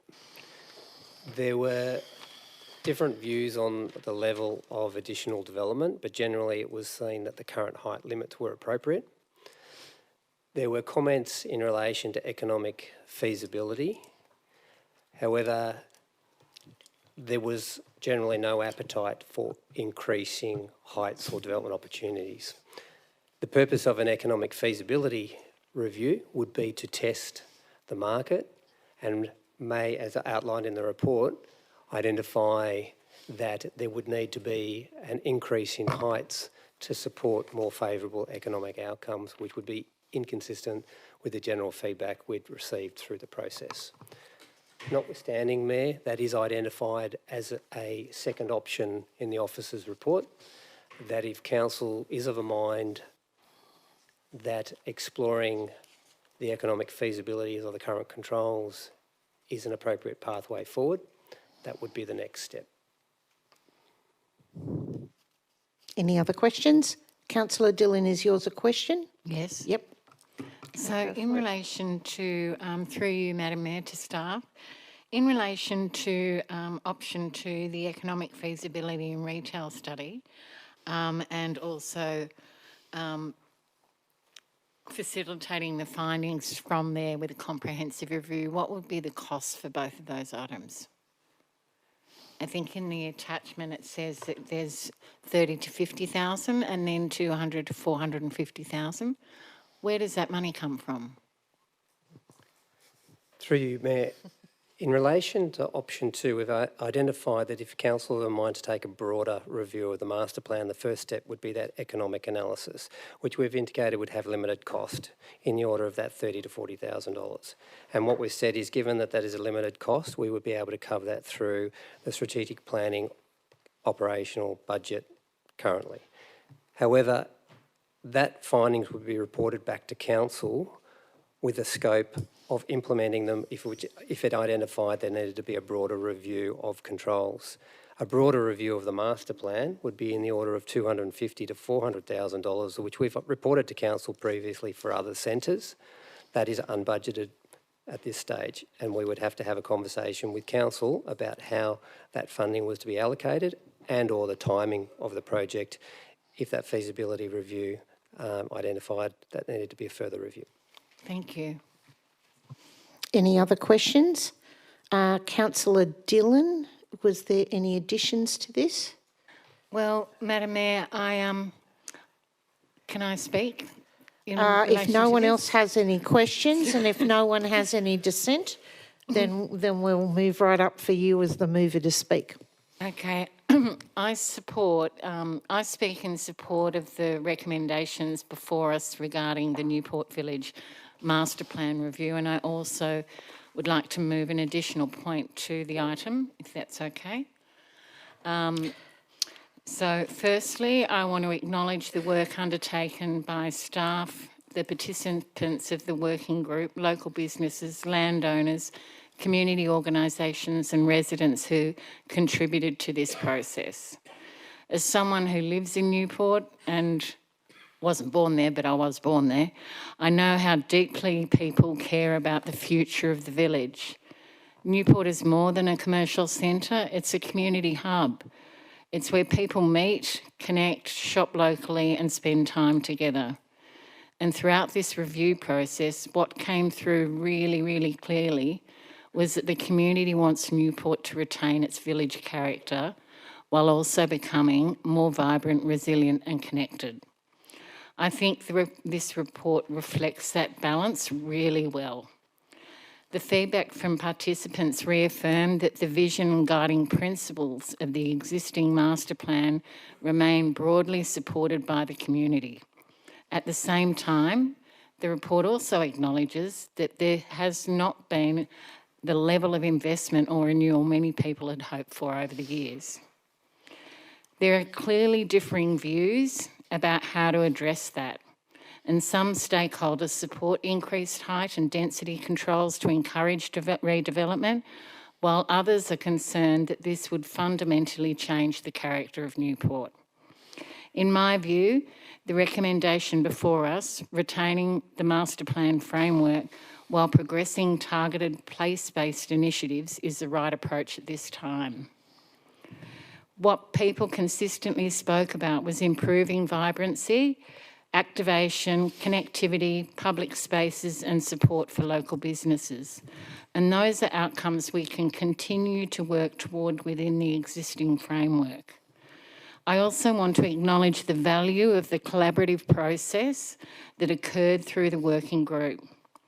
While there are differing opinions, there was also a genuine shared commitment to Newport and its future. For that reason, I'm proposing an additional point to the item to support this, and I hope you all support me. Support the establishment of a community-led and coordinated working group to respond to emerging needs and issues with participation by available ward councillors and council staff as appropriate. This is intended to provide an ongoing avenue for constructive community involvement after it has no time limit and it is ongoing. Importantly, it would not replace the council's role or recreate a formal advisory panel, but instead it provides a practical forum for continued collaboration on local issues as they emerge. Because Newport will continue to evolve, and maintaining a strong communication between council, residents and local businesses is incredibly important to ensuring the village remains vibrant, connected and responsive to the future. Finally, I want to thank everybody who contributed to this process. People participated because they genuinely care about Newport and its future, and I think it deserves that recognition. And I commend the recommendations to Council together with the additional point 4. Thank you. Okay, Councillor, I just want to ask for some clarification between the working group in number 3 and the working group of number 4, because considering only the people involved in the first working group know what that working group is. So what is the difference? Because that feels like it's contradicting itself. Do we need a better description of which working group or? Okay, I've got Councillor Glanville and Grattan down as the next two. So can someone turn off their lights? I've got you both. Yes. Great. Councillor Dillon? Yeah, it's community-led, Madam Mayor. That's what the difference is. So is the working group mentioned in number 3 got a name? Just so that we're... It was the council working group. It was a council working group for the previous, for the previous working group, and that has now dissolved. Would you be open to maybe just putting the council working group? I just really think for the majority of the Northern Beaches that don't know anything about what happens in Newport, it feels a bit of a contradiction, that's all. Yeah, I totally get that. But when you consider how people don't always read everything properly. Okay, all right, if you're open to that, that's fabulous. So I know that the seconder is to speak. Councillor Causey. Oh, sorry, I've jumped again. Questions. Councillor Glanville. Thank you. I just wanted to confirm with staff about bullet point 4. Do you foresee any difficulty in terms of being able to resource that, ticking all the boxes that we can do that within current resourcing, et cetera, et cetera? Through you, Mayor. So the answer to the question is point 3 is the Council Newport Master Plan Working Group. That was coordinated by Council and resourced by Council to assist in the review. My understanding from point 4 is that is a community-led and coordinated project. So there were a number of community members who were part of that. So the intent, my understanding of point 4, is that those community members establish and coordinate the group with participation from available ward councillors. So the involvement for council staff would be minimal, I understand, under point 4, to assist the ward councillors and attend as appropriate. So, Mayor, I see there would be minimal resource implications for council and staff. I do wonder if point 4 needs to be slightly reworded to reflect that.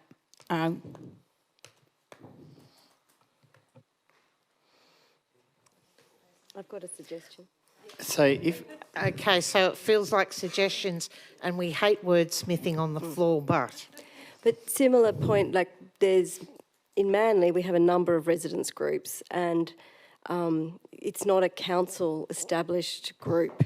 It is a group of residents or businesses, and they meet, and we might send a council officer along to come and support. So maybe instead of council support, we could say council encourage the establishment, and then it's not council resources towards this, it's the local community continuing this, and some council resources, community engagement resources could participate.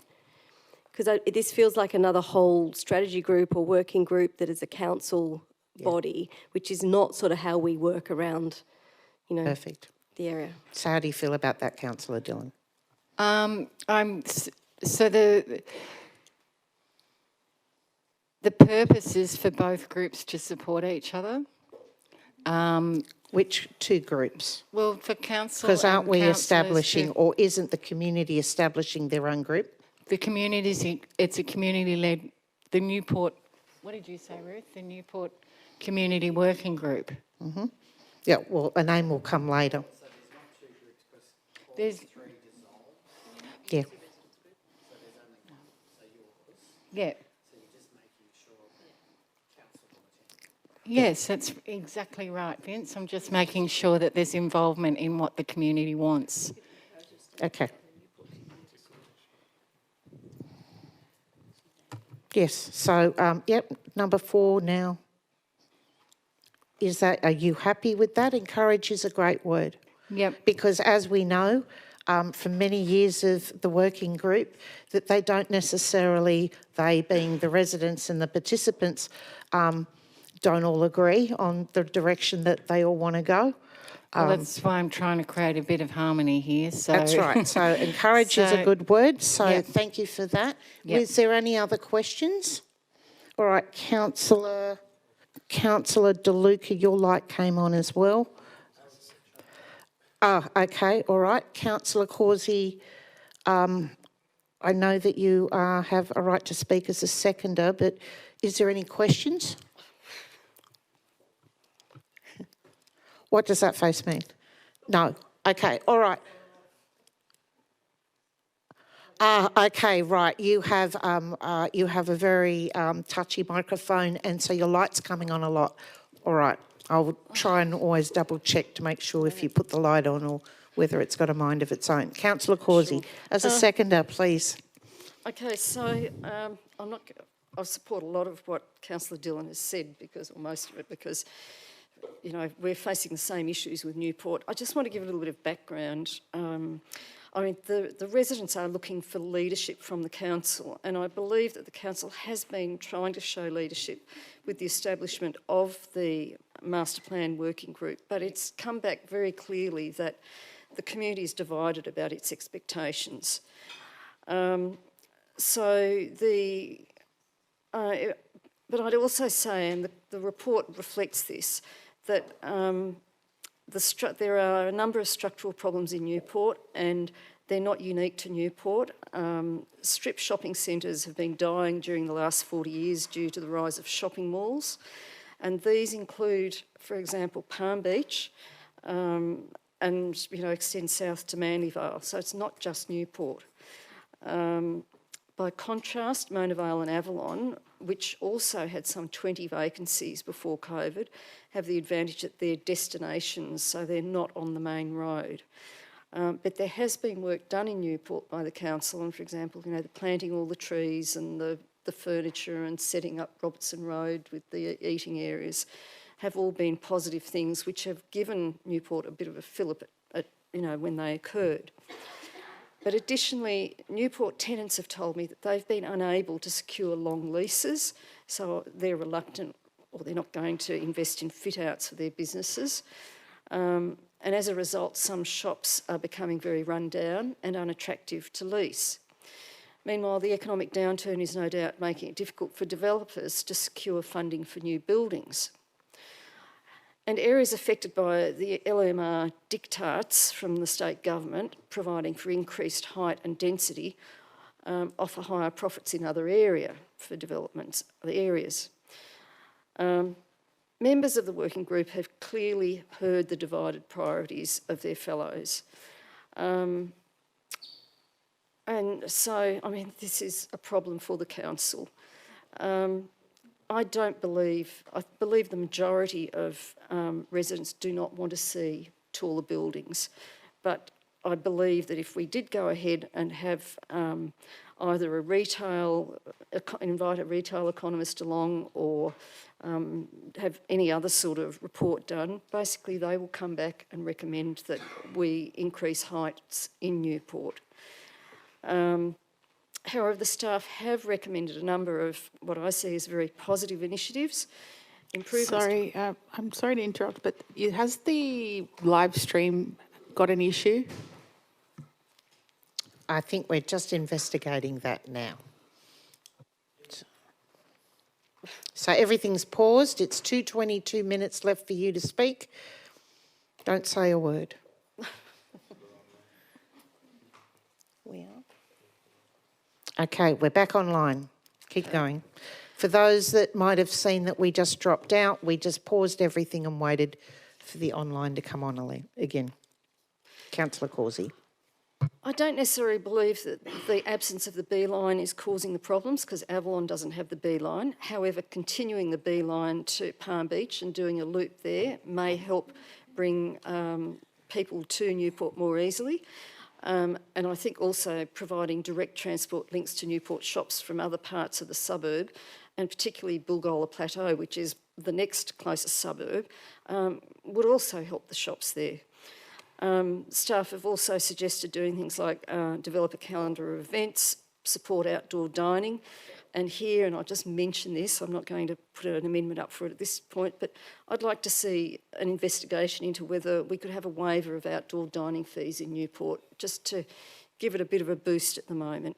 Other initiatives include encouraging businesses to the area, such as Cedar and Salt, the sauna business. I've spoken to the operator of that business today, who appears to be open to considering a move to Newport, given he's on has been operating on a temporary licence. So I think that could solve everybody's problems. And I'm very happy to support a community working group and for councillors to hear directly from residents on a regular basis about what their issues are there things they'd like us to promote. So I encourage councillors to support option 1 with Councillor Dillon's amendment, and help support this coastal village at this time. Okay, councillors, with that, if no one's got anything to add. Madam Mayor. Councillor Bourgeard. Sorry, Madam Mayor. I might like to offer up just an amendment to the amendment. I would like to remove the words from item 4 with participation by available ward councillors and council staff as appropriate. Councillor Dillon and Councillor Causey. No. Okay. Propose that as an amendment, please, Madam Mayor. All right. And so the reasoning for you wanting to take out the councillors and the council staff as appropriate?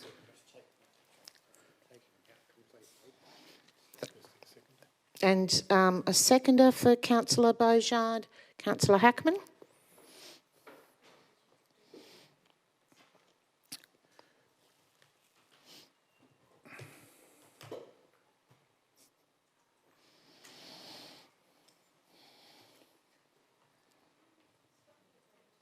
Thank you, Madam Mayor. Yep. I might just quickly talk to this, Yes. and I'll be brief. Almost every locality on the Northern Beaches would like council to create a community-led working group to look at their emerging needs and have councillors and staff involved in it. I think because this is something created from the community, locking in the resources of councillors and staff, I think maybe to be a bridge too far. And so for me to support the motion, removing that makes it a lot easier for me to support. Otherwise, I'd be more tempted to go back to the original motion and remove number 4. So just from that point of view, just to kind of make it a bit fair and equitable, I think it picks up the spirit of what's being mentioned. I'd like to propose that as an amendment. Okay. Councillor Hackman? I have nothing to add. I think it's a great suggestion. Okay, Councillor Glanville. I'm going to speak against the amendment in defence of my Pittwater colleagues. I think that a lot of our community groups exist and they get a lot of support from council. They've always got their diktat of millions of more things they'd like, but you know, we have a great liaison officer who works with resident organisations. I get fantastic feedback from him about how good he is and how much advice and help he gives them. And so I have to really disagree with the comment that this would be special attention, as far as I'm aware, from all of our community groups that, you know, groups like Friends of Freshwater and Friends of Curl Lagoon, they have very good relationships with the staff. And so I have to disagree that it's anything different or special. The intention is really to create a sort of Friends of Newport, I guess, where they have staff and councillors along. Once now I understand that that's the proposal, I don't think it's really any different than the support that we try and give all of our working groups in different town centres. Okay. Councillor Hernjack. Could I just quickly clarify that staff member could be requested to attend and it wouldn't have to be stipulated in this motion? Like Friends of Narrabeen Lagoon, do they have these same agreements that council staff will come and support them, or do they just invite them along? The key words are as appropriate in the first motion.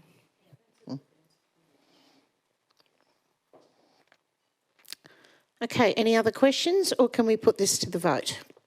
Because times are ticking. All right. All those in favour of the amendment? Councillor, you had me there for a moment. Councillor Bourgeard, Councillor Williams, Councillor Hackman, and all those against, Councillor Bingham, Councillor Singh, Councillor Giltland, Councillor Robins, Councillor Dillon, Councillor Causey, Councillor Hernjack, Councillor Glanville, Councillor Grattan and myself. Declare that lost. Back to the original motion. If we can put this to the vote. All right. We ready? Yep, now we are. All those in favour? Okay, I'm going to have to name them. Sorry, governance. Councillor Bingham, Councillor Singh, Councillor Giltland, Councillor Robins, Councillor Dillon, Councillor Causey, Councillor Hernjack, Councillor Williams, Councillor Glanville, Councillor Grattan and myself. Those against is Councillor Bourgeard and Councillor Hackman. Declare that carried, and now I move a procedural motion that we now move into a 10-minute break. Declare that carried, all moved, and see you back here at 8 minutes 23. And for those of you in the audience, there's tea, coffee and hopefully some bickies in the back for you. So excuse me, Mayor, just before we go, I just had that young gentleman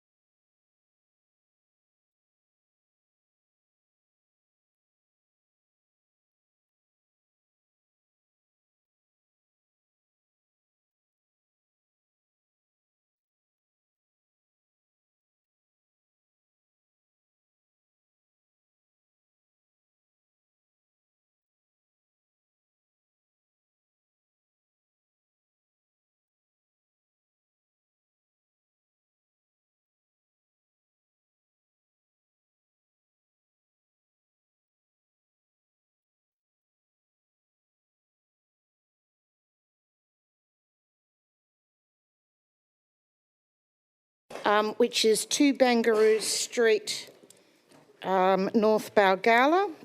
Councillor Grattan, you pulled this one out. Thank you, Mayor. And do we have a seconder? Yes, I'll second it. Oh, Councillor Bingham will second it. That was quick. Right. So I'm choosing not to, this is the option 1 motion, and I've actually got 2 amendments. I've got an option 3, which I'd like to put up for debate as the motion, and should that fail, option 2. And I will explain option 3 to the chamber.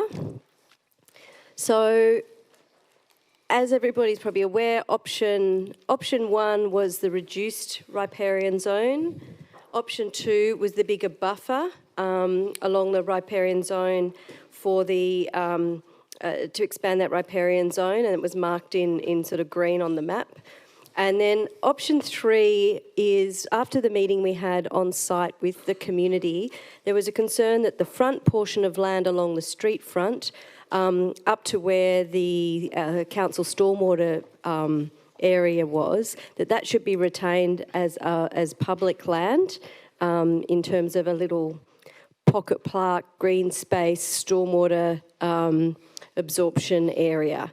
And so option 3 excises that area, and there's a big significant tree, beautiful, enormous ancient gum right there, takes that area out, which reduces the amount of land for residential purposes. And we originally thought there might be 3 lots there. This would probably take it down to 2 lots. So this option 3 is to leave this street frontage land in the hands of community, and then sell the land behind back to as per the rest of the motion. And so should option 3 fail, I'm foreshadowing option 2, which is the increased buffer zone. Hopefully that makes sense. No, clear as mud. Do we have a map that can be shown on the screen so that we have a clearer understanding? But that's not a great map. Staff did draw it up for me, so it exists, but I don't know if we can get it on the screen. It went to governance. Is there an email with a map? Okay, while we're searching for the map, does anyone have questions? Yes, well, we're going for option 3 because that's what's the headline up the top there. So I'm gathering, trying to distill this down. Option 3 is the most amount of space left for community. Greenery left, riparian zone plus. And no need to move do the stormwater works, because the stormwater could stay. And then 2's a pared down version of what we had, option 2 is the same as last last time with the wider riparian zone, and option 1 is the narrower riparian zone as per the officer's report. Okay, all right, still clear as mud, but a map will help. Is there any other questions? I have a couple Councillor of questions. Beaujard and Councillor Hernjak. Thank you, Madam Mayor. Through you to staff.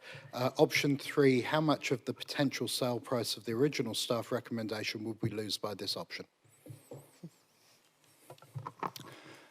Through you, Mayor Hines, we have not costed what we would lose.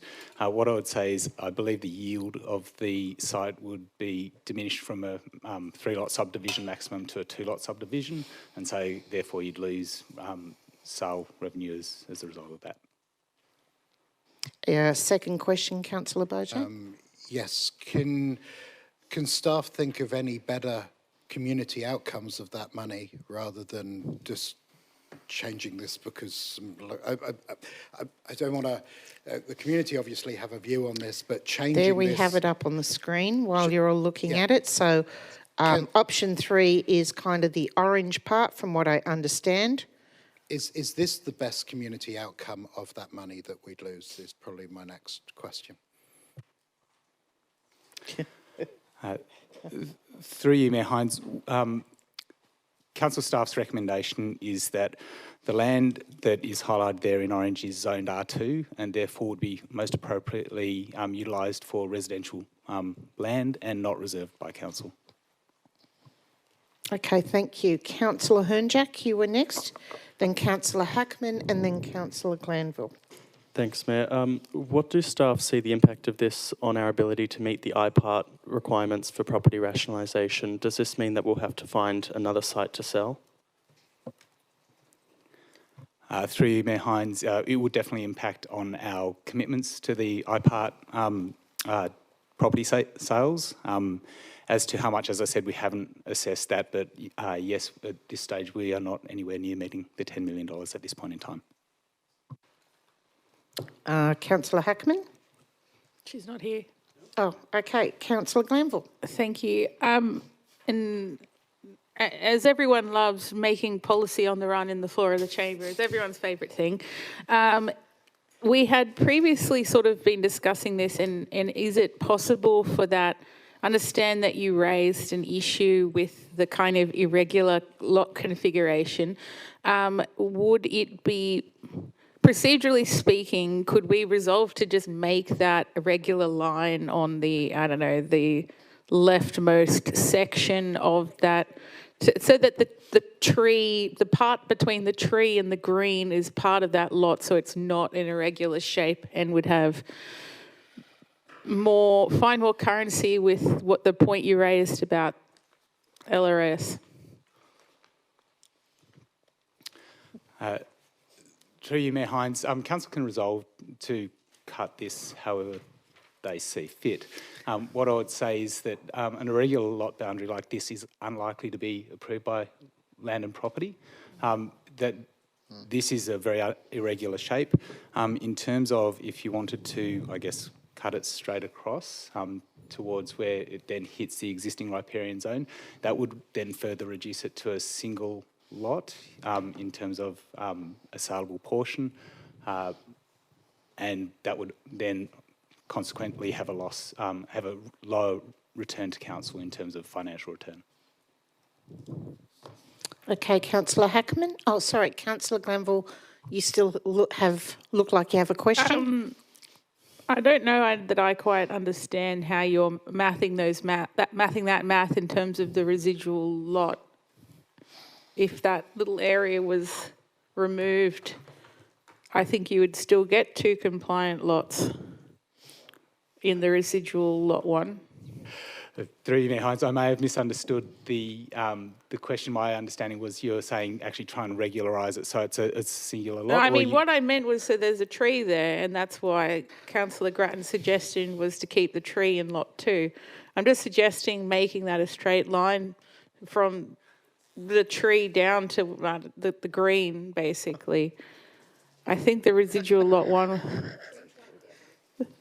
I understand why Councillor Grattan wants a tree in the lot, because it's a very, very fantastic tree.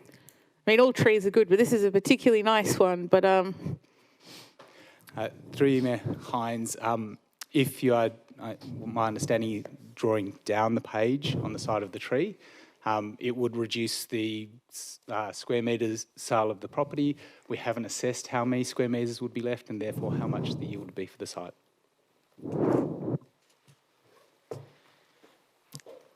Okay, Councillor Hackman, you were next. Thanks for your patience. Through you, Mayor, I wanted to ask, just in terms of the space that is going to be left for community land, are there any intentions to improve the land, or is it going to be completely unimproved as it is and allowed for local residents and the broader public to use? Through you, Mayor Hines, the officer recommendation is that the riparian land will just be retained in council and would be left as is. Thanks. Okay, Councillor Causey, questions? Yes, through you, Mayor. I'm just wondering, isn't there some way we can protect that tree even if it is part of one of the lots that are sold? I mean, that's part of what the new DCP is meant to be doing.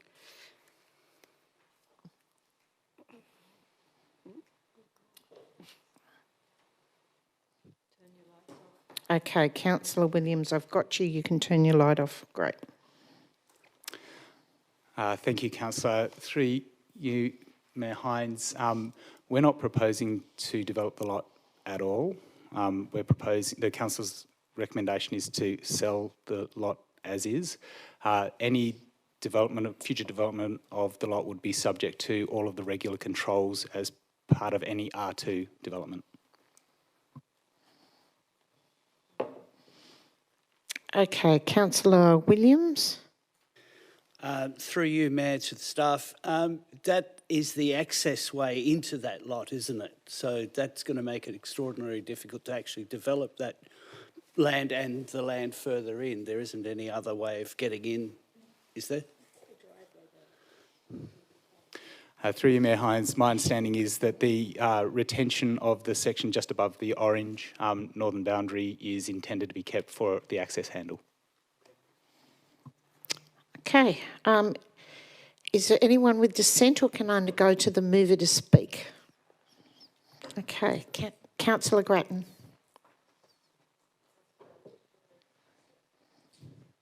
Councillor. I don't want to speak against it. I want to suggest an amendment to it to Councillor Grattan for her acceptance, but this is going to annoy everyone because I want to put a different diagram up that makes a regular shape behind the tree. But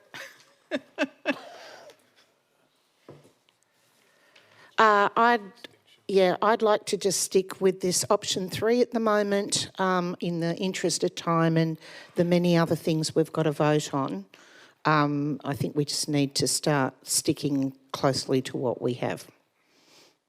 Sure. Councillor Grattan? I don't think I need to speak beyond. We had the meeting with the community, and thank you very much for all of the staff that came down to answer the questions. There was some robust and strong views amongst those that attended who neighbour the area. They spoke of the importance of this particular parcel of land for their well-being, for the use by community, and the love of that particular tree, which is spectacular gum tree, enormous gum tree, and the importance of that bushland. And when they looked on the old Manly side, the old Manly Council was the other side of the creek with a much wider buffer zone and sort of reserve area, and how important that was. We've also had a few emails during the last couple of weeks from community concerned about the clearing that goes all the way down to the creek and things washing into the creek and stormwater issues and so forth. And they spoke about this particular bit at the front, which is important for some green space, for some informal parking areas. And there's a number of trees that have been planted. Council has planted a number of trees along in that area as well. So it seems like that would be a nice compromise for the community to retain a bit more of that public land, make sure that that tree's there. We don't have to do those expensive stormwater works, and then enable 2 lots. We hoped to still be on that remaining land that we could be sold, which might be up to 4 residences if dual occupancies were put in that spot. So that, and it retains the option 2 version of the wider buffer zone. So representing our residents' views on this, and maybe we would need to refine that drawing, but you can understand the intent of what we're trying to do with that particular area at the front of the property. Okay. My comment back would be I don't think it's clear at all. Still think it's about as clear as mud. So you're speaking as the mover, and the seconder was Councillor Bingham. So I can't see the top of it anymore. In actual fact, I'll be voting for option 2. I won't be supporting this option. Okay, we're not up to that part yet. All right, Councillor Glanville, before I put this to the vote, I'd really encourage the actually, hang on a second.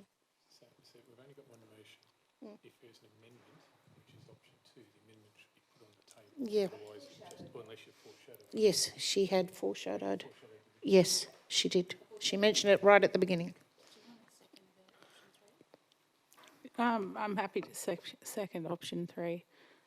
All right, so doesn't matter. Just leave Councillor Bingham as the seconder. She can vote against. All right, all those in favour of option 3? Councillor Hernjack, Glanville, Hackman and Grattan. All those against? Councillor Bingham, Councillor Singh, Councillor DeLuca, Councillor Gilton, Councillor Robins, Councillor Dillon, Councillor Causey, Councillor Beaujard, Councillor Williams and myself. Declare that lost. Okay. And option 2 was foreshadowed.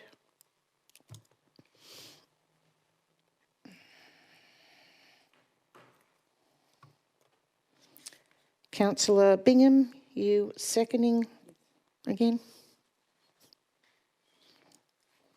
Madam Mayor, now that motion's up, I might foreshadow the original staff recommendation. Okay. Just like last month. Okay.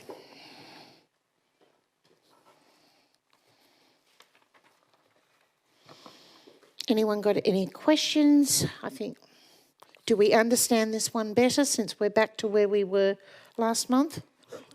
Hopefully everyone understands. So option 2 is just as a reminder, has the additional buffer zone through the riparian zone to protect a little bit more of the bushland along the side of the creek at the back of this property. So I have a couple of questions, Madam Mayor. They won't surprise you. Yes. Question 1, what is the cost to us of this option of increasing the riparian zone? Through you, Mayor Hines, that figure was included as a confidential attachment to this report. I'd probably, if we wanted to discuss it in detail, I would recommend we move into confidential. Madam Mayor, can I suggest we move into confidential so we can do the numbers? No, I will overrule that and we will just continue on now. Thank you. All right, one more question then. So without understanding the cost, is that the best use of the public's funds? Through you, Mayor Hines, the council staff recommendation is as per the paper, recommending that the sale of the entirety of R2 is the council officer's preferred method. Okay, thank you. Okay, any other questions before we move back to the mover and the seconder? Councillor Glanville, your light came on. Do you have a question? Are you waiting for debate? Councillor Bingham, as a seconder?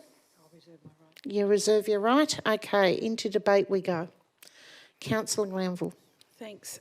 I'd like to strongly advocate for us adopting this option.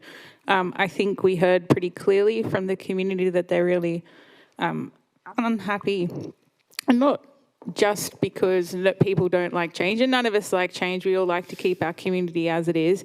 But I think there are a lot of really specific concerns voiced about the vulnerability of the riparian corridor, that on the former Manly side, the more generous buffer meant that there were better environmental values.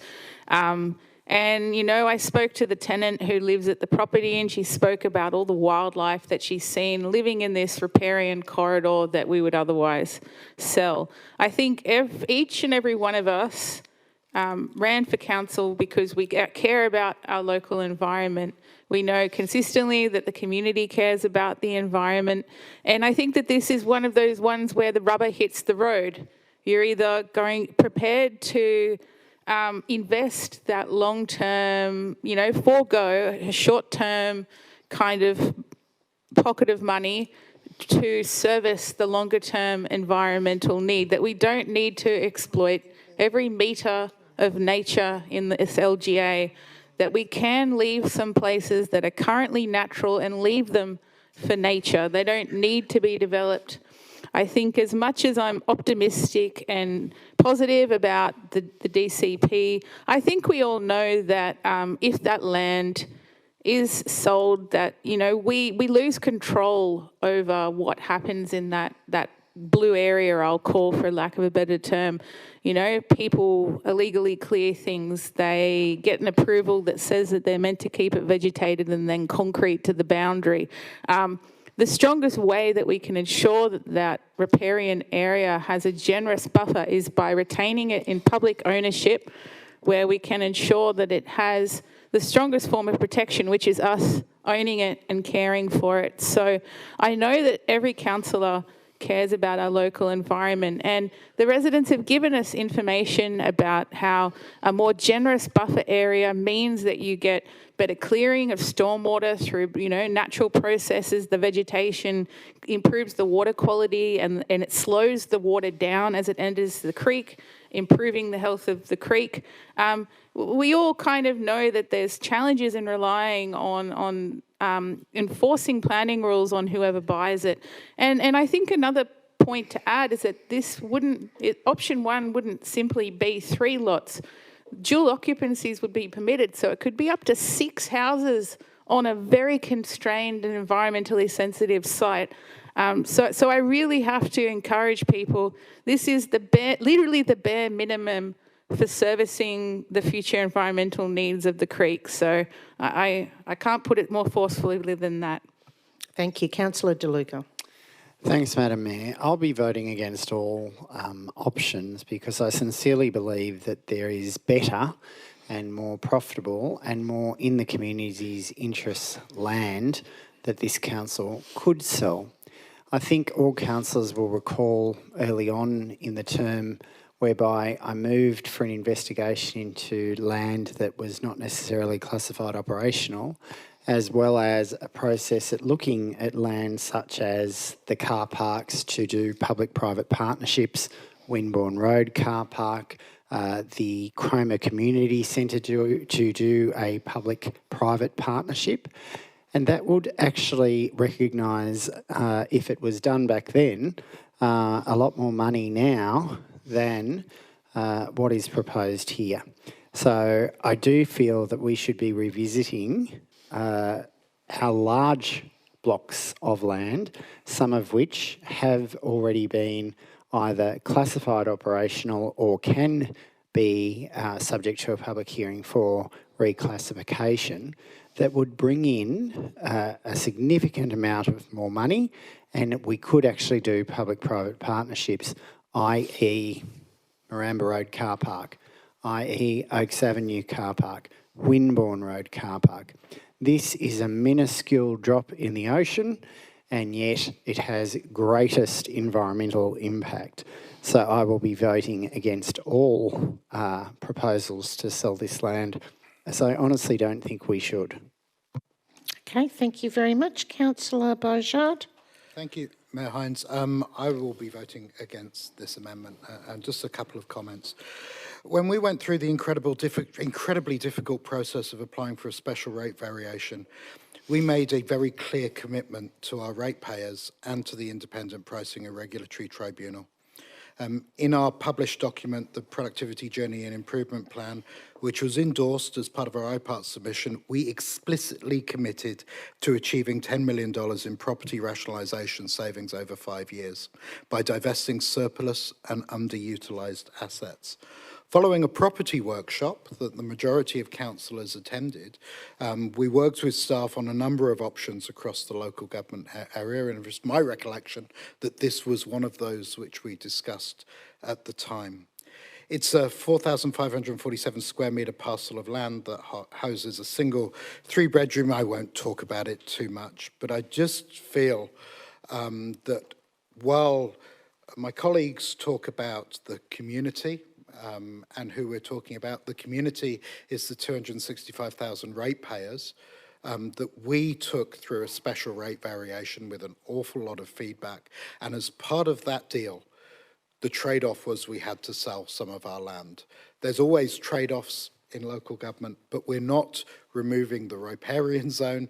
We're dealing with a staff recommendation that actually keeps it at a level that it is along the rest of the corridor. We can have a conversation about, is it the best environmental impact? Is it the best thing to sell? But we did that in workshop. We've looked at it and we've thought about it. Staff, as we asked, have brought it to us. I think their recommendation is sound, and that's why I foreshadowed the original staff recommendation. I believe it's the most thought out, considered, and best way to go in this scenario. Okay, thank you. I might just put in my comment on this as well.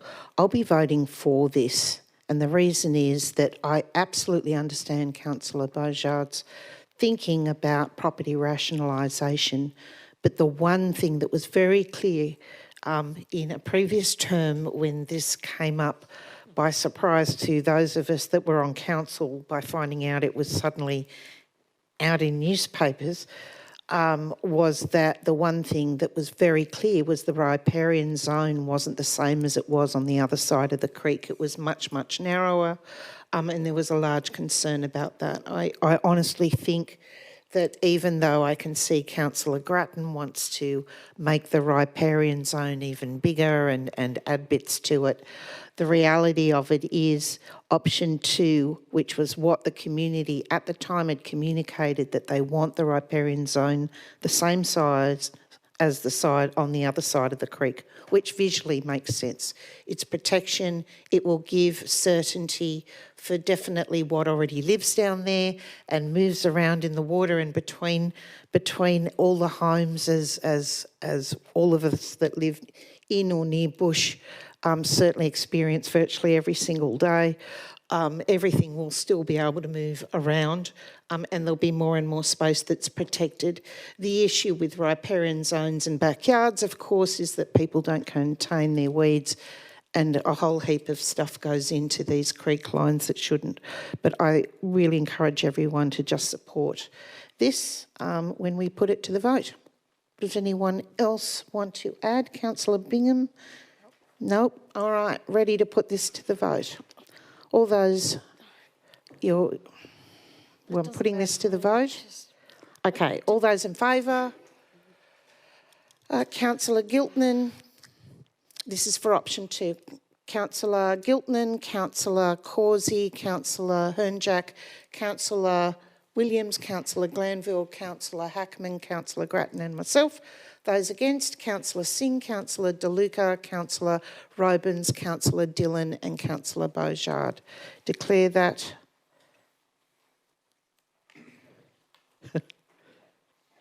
carried. Excellent. Okay. How much time have we got per thing? We're down to 10 items and it's 10 to 9. 13.2, classification of public land, 7 minutes an item. So if you're wondering why I'm cutting you short, it's going to get shorter. Councillor Causey, you're moving as is, or do you have an amendment? Yes, and I do particularly want to speak to this one. Well, let's make sure that you speak once. Councillor, you're moving it as is? Yep. Okay, seconded by Councillor Robins.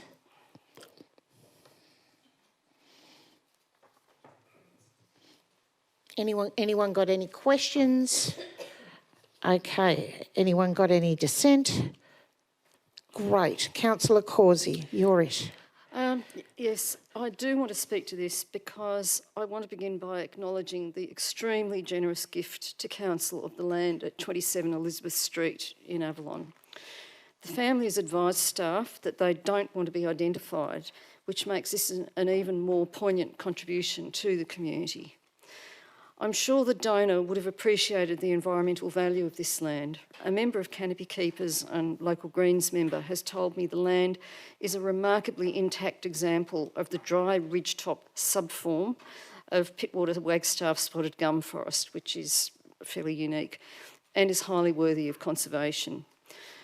This particular subform, whilst more common on the Central Coast, is very poorly conserved on the northern beaches. The lot in question contains probably 20% of this particular ecosystem that's left on the northern beaches. There are a number of very rare species present there. I won't go through them, but well, Denhamia is one, prickly beard heath, stout bamboo grass and leaf flower. I can't thank this family enough for this gift, and the proposed land classification should ensure its continued contribution to the enhancement of bushland connectivity and biodiversity conservation. Okay, does anyone else have anything to say? Councillor Robins? All right, with that, we'll put this to the vote. All those in favour? Unanimous, declare that carried. Okay, 13.3. Councillor Grattan, and I can't even read my own writing.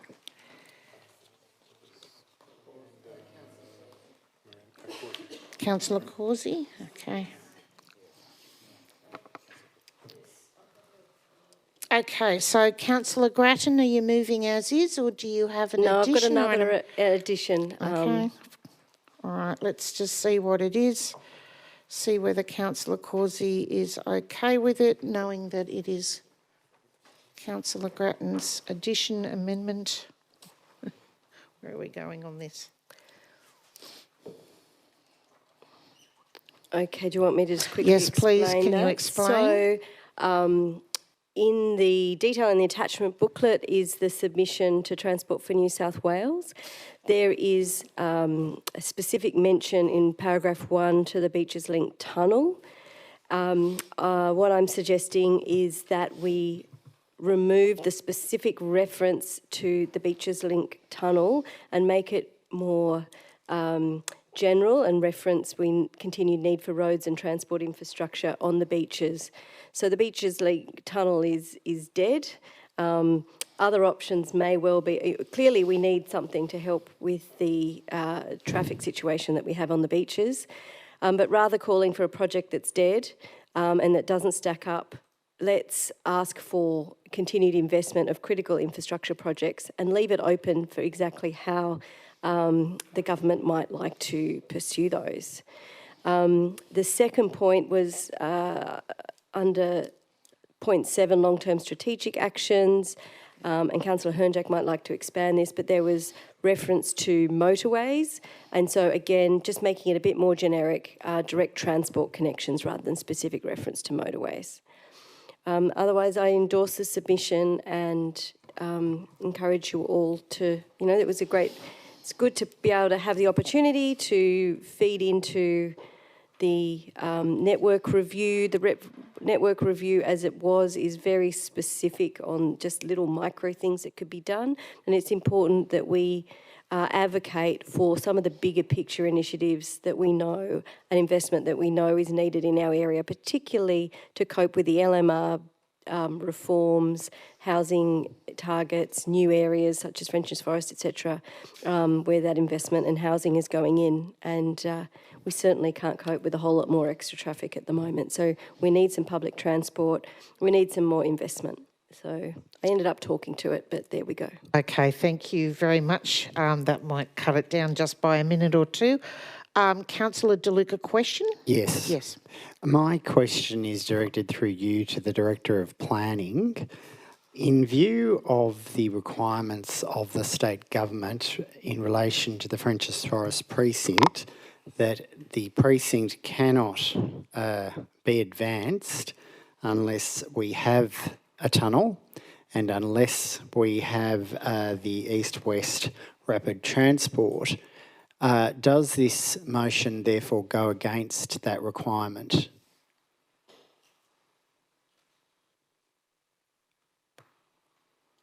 And is there any update in relation to the notice of motion some time ago about the needs and interests of the Frenchs Forest precinct and why that's still there if the state government have withdrawn funding for the tunnel?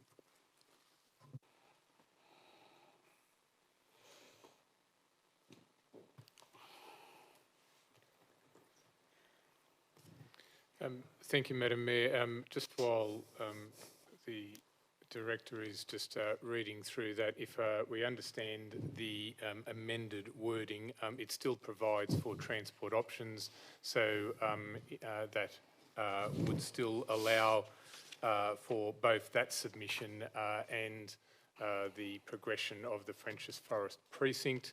The endorsement of this submission makes no change to that project.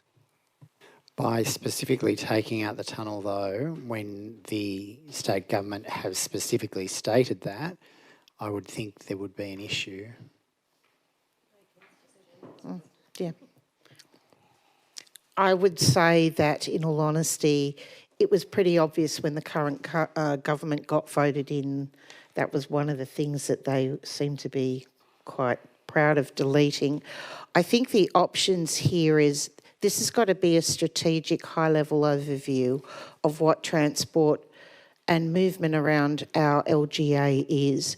And the reality of it is if we start picking and choosing exact descriptions and knowing how long these things take and things, transport options change. I mean, who would have thought 5 years ago that e-bikes would take up every minute of our day? So, I mean, transport options change. I mean, it's been pretty clear over the community. I'm not disagreeing with you in any way. Yep. I'm just concerned I don't want any further obstruction to those poor residents up at Frenchs Forest, that's all. Okay, so this doesn't do that. That doesn't restrict. In fact, we're anticipating for the future as well. Okay, any other councillors? Councillor Causey? Yes, so look, I support... Is it a question or...? No, it's not a question. Right. Yep, but as a seconder, please go for it because we've already heard from the mover. So I support Councillor Grattan's amendments. I have some other amendments that I've sent to staff. I wonder if we could look at them because they focus on some of the areas further north, Frenchs Forest and Pittwater, and that particularly the Pittwater area, which the government review doesn't even deal with.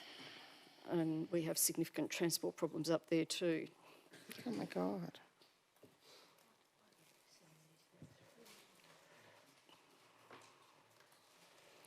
So Okay, do you want to speak to this now while we're reading this? You could delete point one because, or my point one because.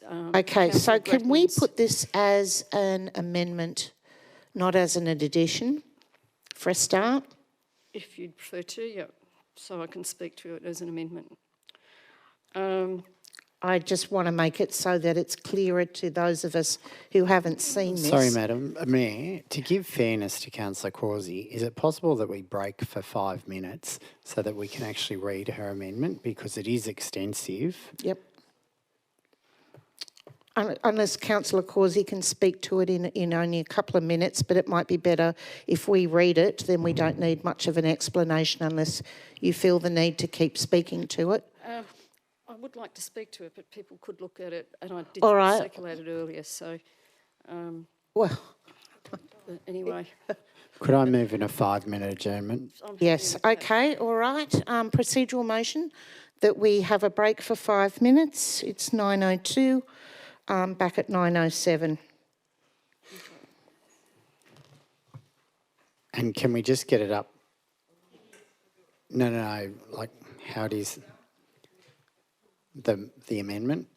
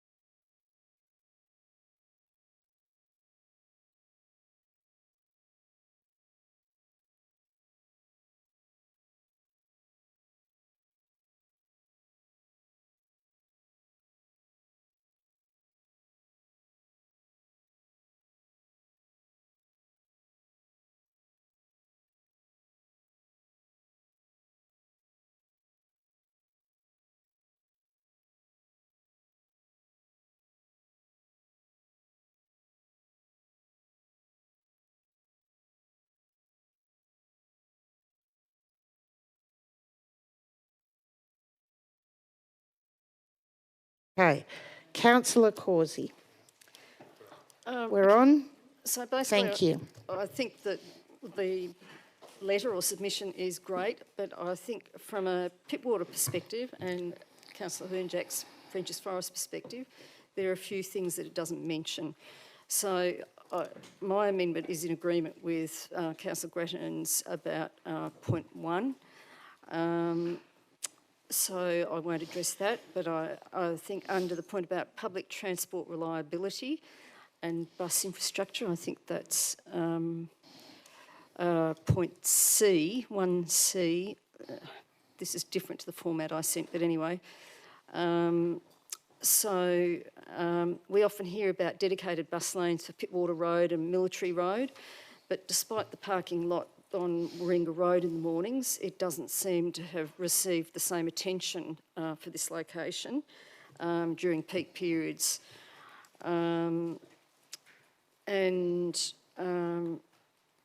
Despite the government's promises to fund Mona Vale Road West, the upgrade for that, we haven't seen that happen yet either. So I think they're both worth mentioning. That's for under the network bottlenecks is Mona Vale Road West, also the Wakehurst Parkway, which again, we need the government's cooperation, and I think we should be mentioning that because again, for anyone coming from Pittwater or Narrabeen, that is an issue.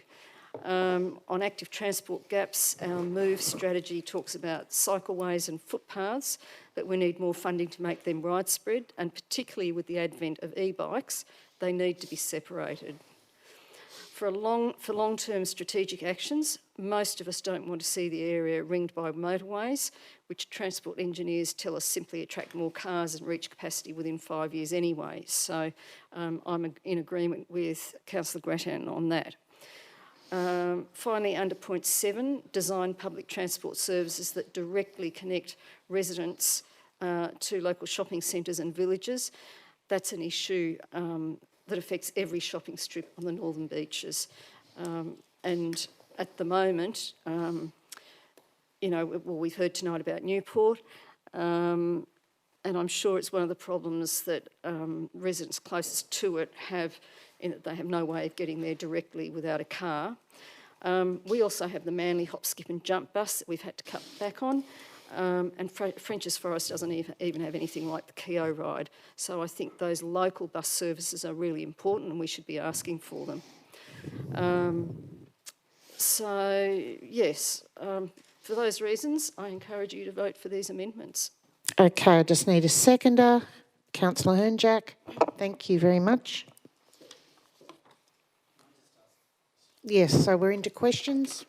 Thank you. So if this motion isn't adopted, is Councillor Grattan prepared to include the point regarding separated pathways for cyclists and pedestrians? Yeah, I think that's a general enough one that I would be able to accept. Some of the others I think are really specific, and this is supposed to be a fairly high-level strategic document, but I'd accept the one about the separated pathways. So can I just... Okay, so is anyone speaking against this? I just have a question. Is now the right time? Go for it. Through you, ma'am. I'm just wondering about the request to do a beeline bus service to Palm Beach. Is there any data to suggest that the people that live there want that, or the businesses? Or has any feasibility study been done?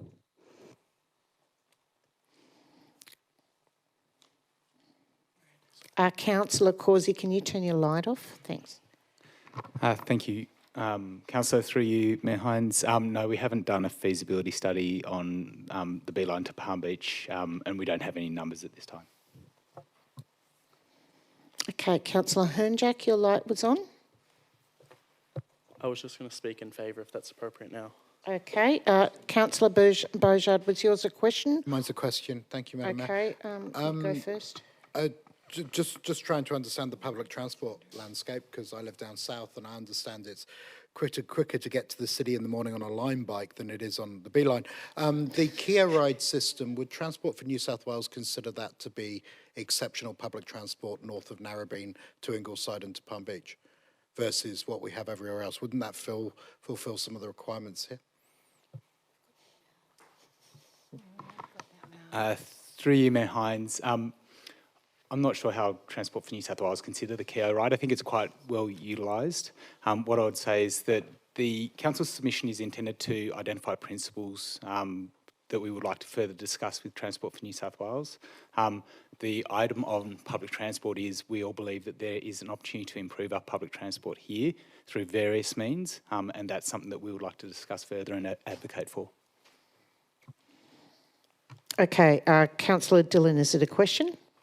Yes, it is. A question for you, Madam Mayor, a question to Councillor Causey. Miranda, would you... Councillor, it needs to be... Oh, okay. Sorry, it should be actually through to the staff. Anyway, but... Yeah, so I was just wondering if there would be a possibility of deleting the extension of the B-Line bus service from Mona Vale to Luke and Palm Beach. I just think that that is something that the residents up that way are not going to like it, and it's... Okay, all right. Councillor Causey? Yes, no? Look, we can delete it. I think residents would like it, and I think I'd just make the point that we used to have a bus that went from Palm Beach to Central Railway Station. Okay, thank you very much. I think on that, Councillor Causey, if you have any last things to say on this, otherwise Councillor Hernjack should have a word. You've already spoken, actually, Councillor Causey. Sorry about that. Councillor Hernjack. Thanks, Mayor. I'd like to thank Councillor Grattan for accepting my suggestion around removing the reference in point 4 to a motorway, and also for accepting the point about separated pathways. We're all aware that e-bikes are a real issue locally, and by moving them off of our roads and away from our pedestrians, everyone becomes safer. And I'd love to reference the Netherlands, who have now implemented e-bike highways that separate residents from the users of e-bikes and funnel them away from key pedestrian corridors. I think everyone knows that the parkway, the never-ending issues there need to be properly addressed with real government funding where it actually floods. And of course, that should be done in an environmentally sensitive way. And then finally, my other suggestion was for a dedicated bus lane along Warringah Road and across the Roseville Bridge to connect to the Chatswood Transport Hub. Every morning on Warringah Road, it's bumper-to-bumper traffic. The buses are stuck there as well, and the residents are rightfully frustrated that their commute into the city is getting near impossible every single morning. I think the state government have promised a rapid east-west bus line to support the Frenchs Forest Town Centre, but I don't see how it could be rapid if it doesn't have a dedicated bus lane. Okay, thank you very much. With that, we will put this amendment to the vote. All those in favour? Councillor Bingham, Councillor Singh, Councillor DeLuca, Councillor Giltman, Councillor Dillon, Councillor Causey, Councillor Beaujard, Councillor Hernjack. All those against? Councillor Robins, Councillor Williams. Sorry, I was for.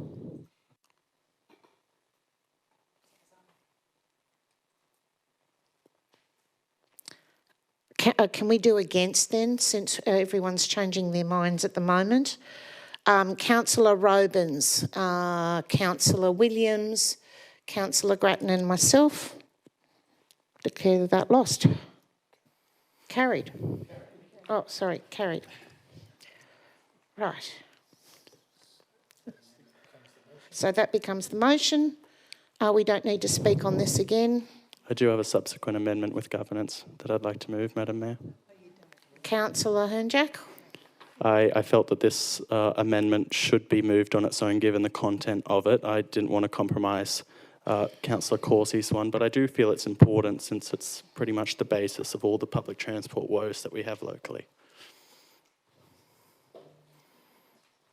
So what is the...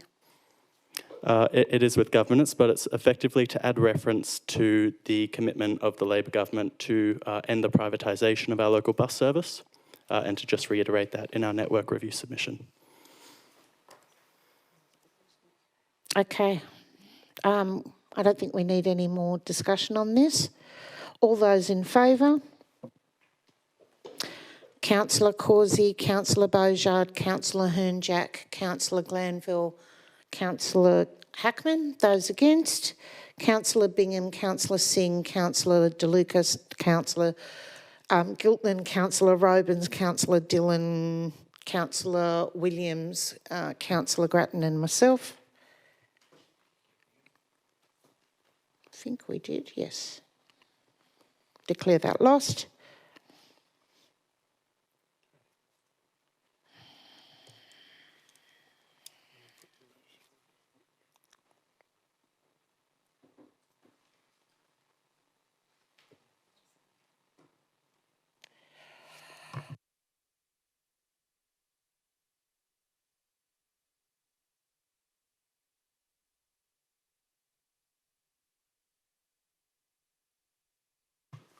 Okay, councillors, we're going to vote on the substantive motion. All those in favour? Councillor Bingham, Councillor Singh, Councillor DeLuca, Councillor Giltnan, Councillor Robins, Councillor Dillon, Councillor declare that I'm going to abstain. Okay. Everyone else. Thank you very much. On to the next one.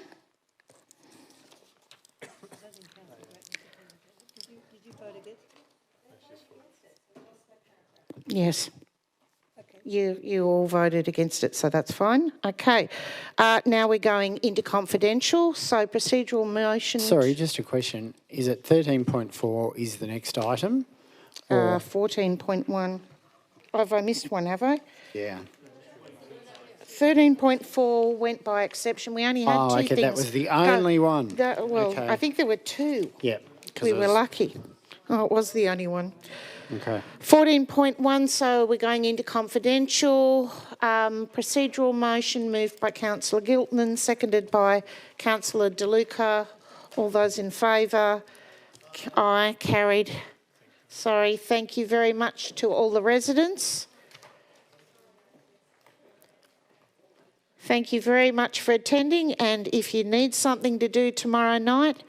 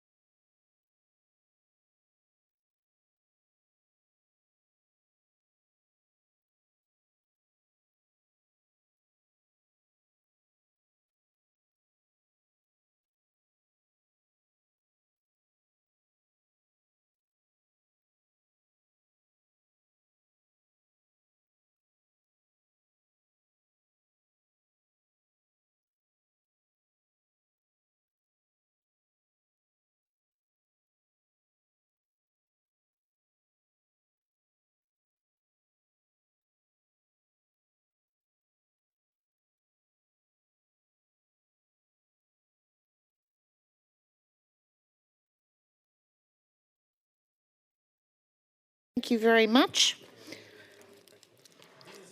Are we back online? We are. Governance, we're all ready. So we got 2 procedural motions to go through. Just in relation to the foreshadowed procedural motion of Councillor Hackman, I think it would be appropriate, considering the other member in the gallery is here, regarding Councillor Giltinen's green motion and Councillor Hernjack's. So could we include to bring that forward too? Because Bob's really eager. Of on that course, one. Councillor Thank Giltinen you. is very eager. And he's declaring now that we he's will going have to a procedural become a motion member of the Greens. to move 15.7 first, and then we will go to 15.2. Would you like to do 15.1 after that? Okay. Excuse me, Mayor. All right, so there are agreed next 3.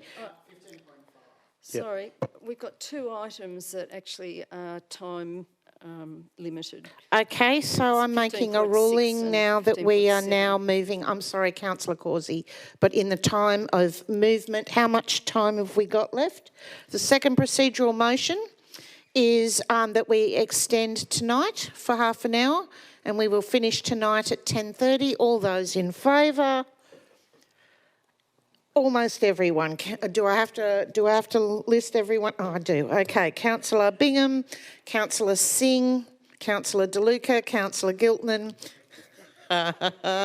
Councillor Robins. Sorry for those playing along at home. Someone wasn't keen to put their hand up. Councillor Dillon, Councillor Causey, Councillor Beaujard, Councillor Hernjack. Okay, we're almost all. Councillor Williams, Councillor Glanville, Councillor Hackman and myself, and the councillor against is Councillor Grattan.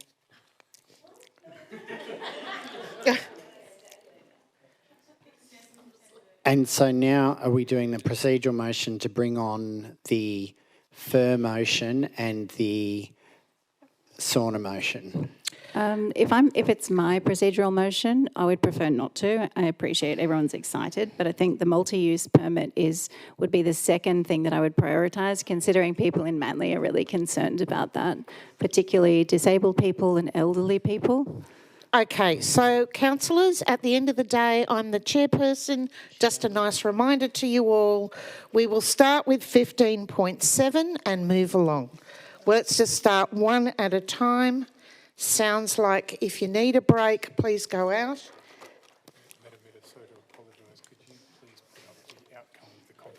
I need to put the outcome of our one and only confidential item up on the screen.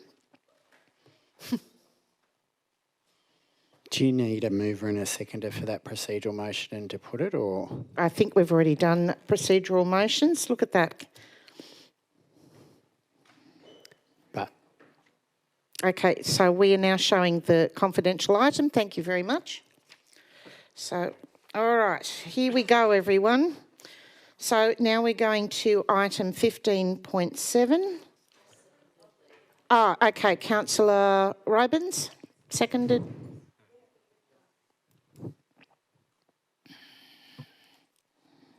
Yep, Councillor Dillon, there we go. We've got somebody. Get missed. All right, 15.7. Councillors, how much time have we got left? It's just going to be a minute per item. All those in favour? Procedural motion changing the order of business, which should be unanimous because we want to get through it all. Thank you very much. Okay. All right, councillors. First one for 15.7 was Councillor Causey and Councillor Glanville. No, that doesn't sound right, does it? Who called it out? Did I write the wrong thing? I called it out, but it's Nick's motion. So sorry. And I have a question. All right. Start a fresh piece of paper.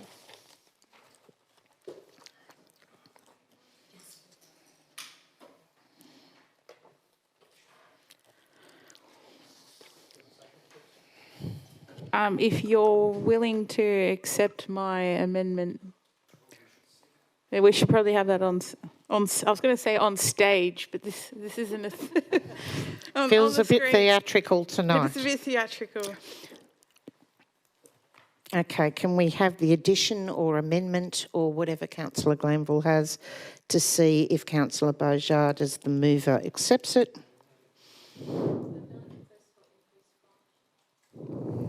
Another request for increased font. Thank you. Hey. No. Enhance.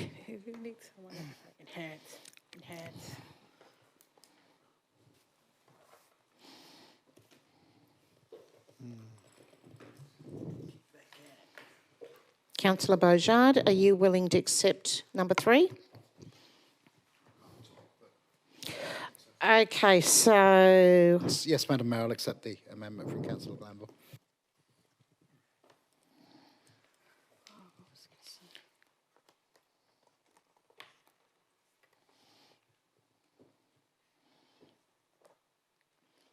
All right.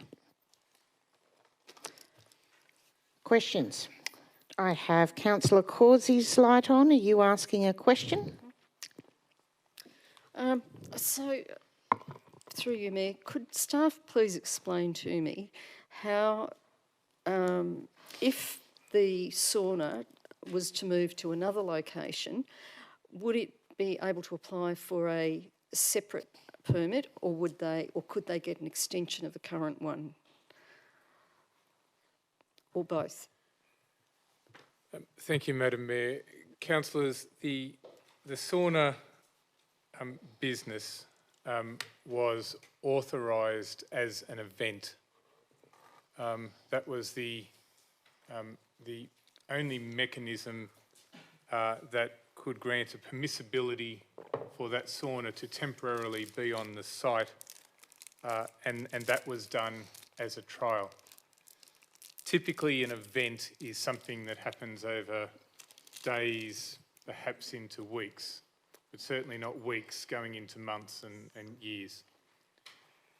As this has been a trial and has found to exceed what would ordinarily be classified as an event, staff would not be able to support another event on another site.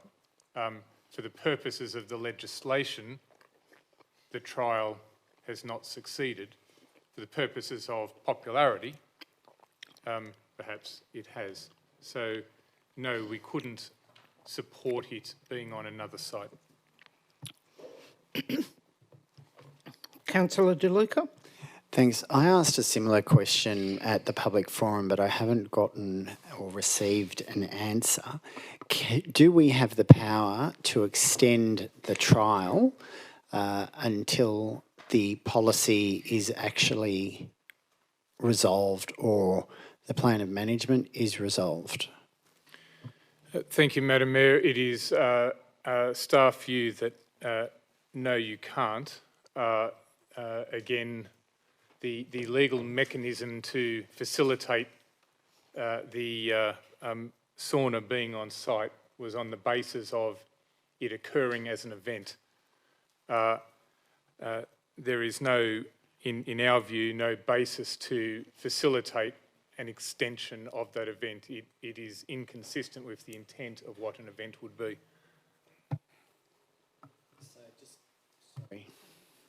So just a supplementary question. So therefore they would have to cease operating, and based on the answers received, they couldn't move to Newport because they couldn't be classified as an event. So what do they do? Madam Mayor, if I can address the second part of the question first, if I understand the intention to move to Newport, that would be to move to a commercial premise. Beachside car park. Okay, then huge amount of space. No, then the answer is no. We wouldn't be able to support it moving to another site as an event. The legislative provisions for this activity, which is presently prohibited on open space land, would be to firstly facilitate a plan of management. Secondly, to facilitate a DA, presuming the plan of management authorised the activity. And thirdly, for council to undertake an independent procurement process to determine an operator for the site. Council would need to regularise that to ensure that there is that open competition. Council has received a number of inquiries from existing sauna operators and people who are interested in starting up such a business for something similar. And again, we would advise council to undertake that independent procurement process following a DA, following a plan of management process. Thank you. Just in relation to the plan of management process, I recall that you and I, with another officer, met with the Rugby Union Club down at Griffith Park. That would have been in 2023 or 24, I can't recall the exact date. What is the progress towards amending the plan of management there, and would Newport require a similar amendment to facilitate this, or would you just concentrate, noting that the sauna has expressed an interest at that site, as have others, for amendments? So when would it be likely that the plan of management would commence amendment or public consultation for amendment at Griffith Park?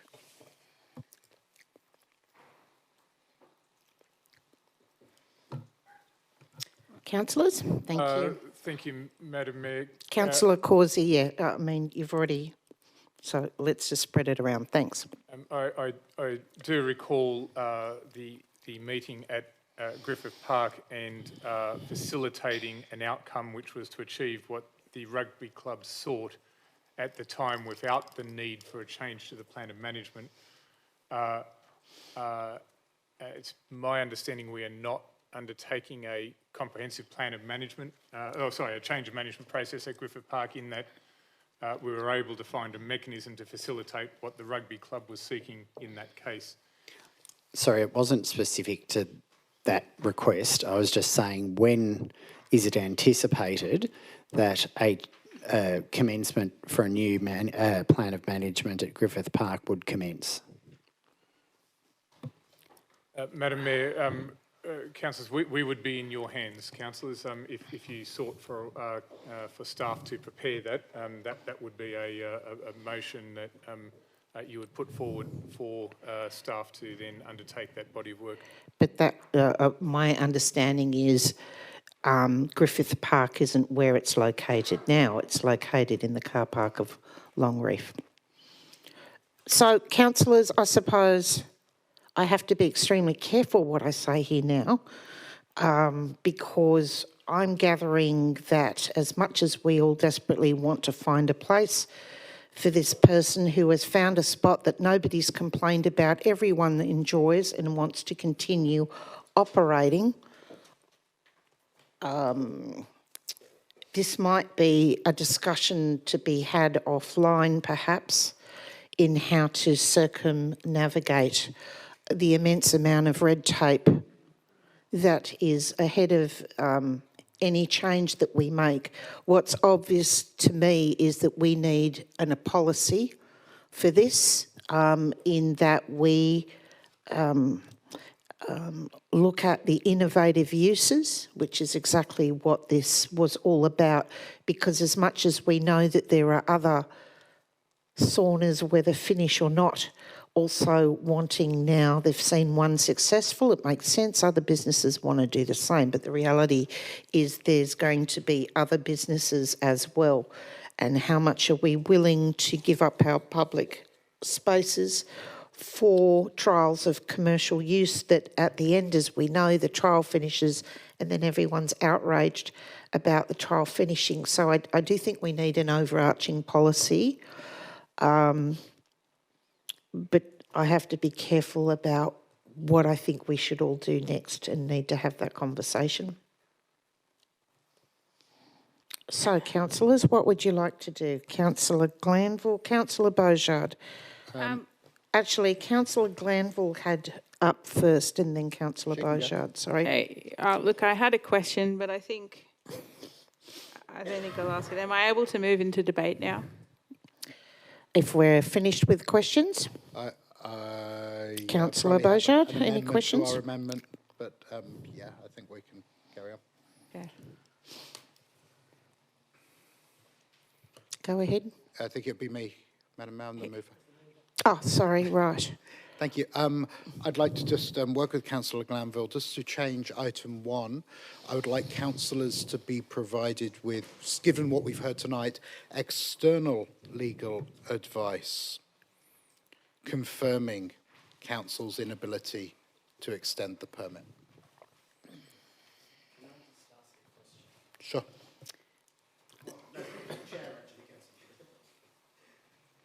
Councillor De Luca. Thanks, Madam Mayor. Just in relation to that, is there a specific that you want council advice or just solicitor's advice? Given that there is a difference, potentially what I'm hearing is a difference of interpretation of the current plan of management from what I hear from staff versus what I hear from the owner, given the circumstances, I think it's probably the best thing to do to fully confirm that from both sides and shut down any debate, or we're left with a debate hanging in the air. So I'm saying, instead of just, and I'm not downgrading solicitors at all, seeing I am one, but you'd want counsel advice, an expert, either an accredited specialist solicitor in this area of law or counsel. I might seek guidance from staff on what the most appropriate avenue for that would be. Do we have the best word for lawyer without it being a word? What would you suggest?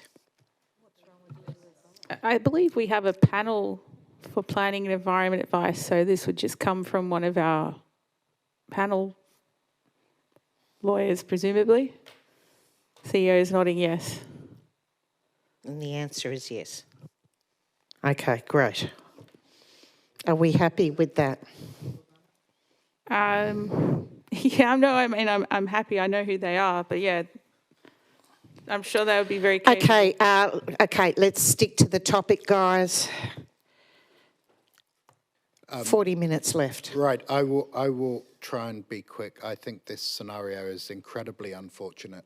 As Mayor Hines said, we have this business where we've had no complaints, where we've given them a temporary permit that has expired, and it's obvious from the feedback we've received from the community that this is an activity fully supported by our community, and it's a shame that the process and the legislation gets in the way of us easily providing that. I think this opens up a conversation about all sorts of innovative uses of our public space, hence the motion. And so if I work through the different things, first of all, I'd like to close off this with legal advice. Secondly, for councillors to have a workshop so we can work with staff and understand what our options are around those businesses so we can bring future motions to look at adopting those. And finally, I think it's now, we have a responsibility as a council to work with the owner of this business to help them find somewhere else as much as we can. We're not responsible for this guy running his business, I understand, but we have granted them a permit to date. And without going into this poor small local business owner's his personal experiences and where he is at the moment, I think we need to, as much as we can, support him. I think it's unfortunate that we can't legally do this. I understand receiving external legal advice may take some time. I don't know how much. It's one of those magic things. But I think we have a choice as council to do everything we can to activate our public spaces and make them work with things the community like this. Now, obviously, we have to go through the right thing. It's public space. But I think, if local government can't support the people who bring vibrancy and innovation to our community, then we're failing the very people we're elected to serve. So, Okay, thank you. Just a quick question from the Deputy Mayor.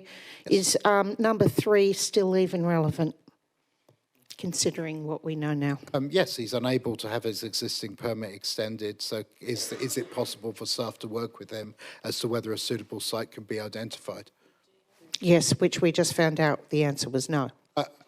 On public land, absolutely, but council have deep understanding of the entirety of the Northern Beaches, and there are options on commercial land. The caravan park, golf clubs, let's be creative and look at options if we can. Okay, with that, let's put this to the vote. All those in favour? Anyone against? Declare that carried, unanimous. Thank you very much. Next one is 15. Could I move that we bring on item 15.5? Yes, but I also had 15.2 and 15.1. So, in all honesty, 15.5, as lovely as it is, might not be something as urgent as others, but I know that you felt very strongly about Councillor Giltinan having his first or second thing. No, it's just that we've got someone in the gallery here for it. Sorry, we just need to move on. So basically. we're going to 15.4, 15.2. Why 15.2? Because that was called out after 15.7 and then different people started changing their minds. If I'm correct, I think the procedural motion only referenced 15.4. Yeah. So I move then... The more that we're going around in circles, the more I'm feeling that we just go back to the beginning. But if multi-use permits is the one that you want to nail out of everything... I'll move that 15.4 be brought on. All right, 15.4, let's get this out of the way. So this was moved... seconded by Councillor Bingham. No. No, I'm looking at the procedural motion here. That's right. Okay, I'll second. All right, just getting there.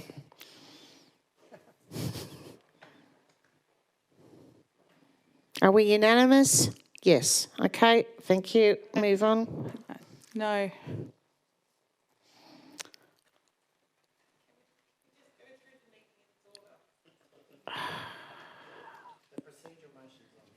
Yep. Okay, all right.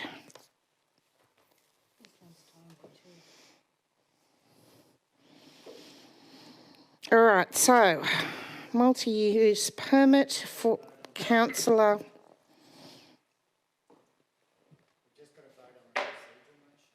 I think we've already done it. This is now on the notice of motion.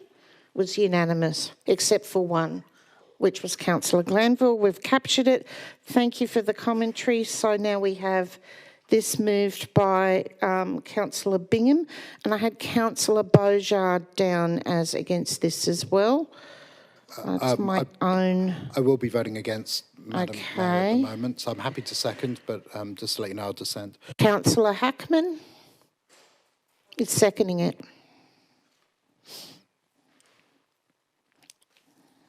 Questions of the staff first. Do you have questions, Councillor Beaujard? Absolutely, Madam Mayor. All right. So I just have a couple. I tried to ask the mover of the motion, but I didn't get a great answer. So could I ask, please, of staff through you, Madam Mayor, how would a ranger determine real fare from high-quality faux fare? Are we doing fur? No. Oh, damn, wrong No, one. we're not doing fur, we're doing multi-use. I know, it gets a bit like that. Good, multi-use. Sorry. Yes, okay, so all right, I won't do the fur, I'll do the multi-use. I only have one question for that. Sorry to the staff who are very confused by that question. My question on this is, should a resident need to issue a digital parking permit and they are they're unfamiliar with using the internet or digital means, do they have the availability of walking into a customer service centre or phoning customer service to complete that transaction, or do they need to do it online?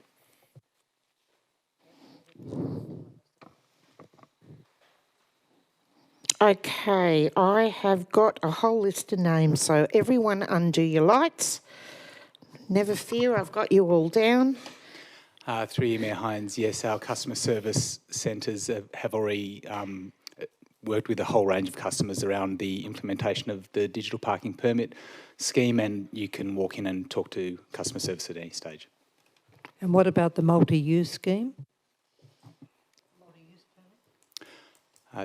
Through you, Mayor Hines, yes, the same. You can come and talk to customer service about the multi-use permits system as well. Okay, if that was the last question, Councillor Grattan? I had some questions too. What have been some of the management solutions we've put in place where there's been difficulty with the multi-use permits? I'm thinking about some of those older residents that were having initial difficulties with carers and so forth.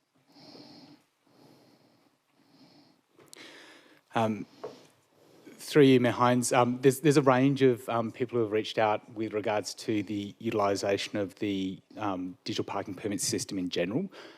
Some of it is around lack of understanding of application, and so our team have worked with some of those users around understanding how they can utilise it. Others have been around where they have ongoing carers. There is a carers permit that can be utilised by the carers, and it's actually at a very low cost. And so we've recommended that their carers actually apply for the permit, and that will enable them to visit regularly and without time limits. And we've also talked to some of the customers about how you can utilise your own residential permit to actually park on the street and have your visitors come and use your driveway as well, so which is actually talked to in the guidelines as well.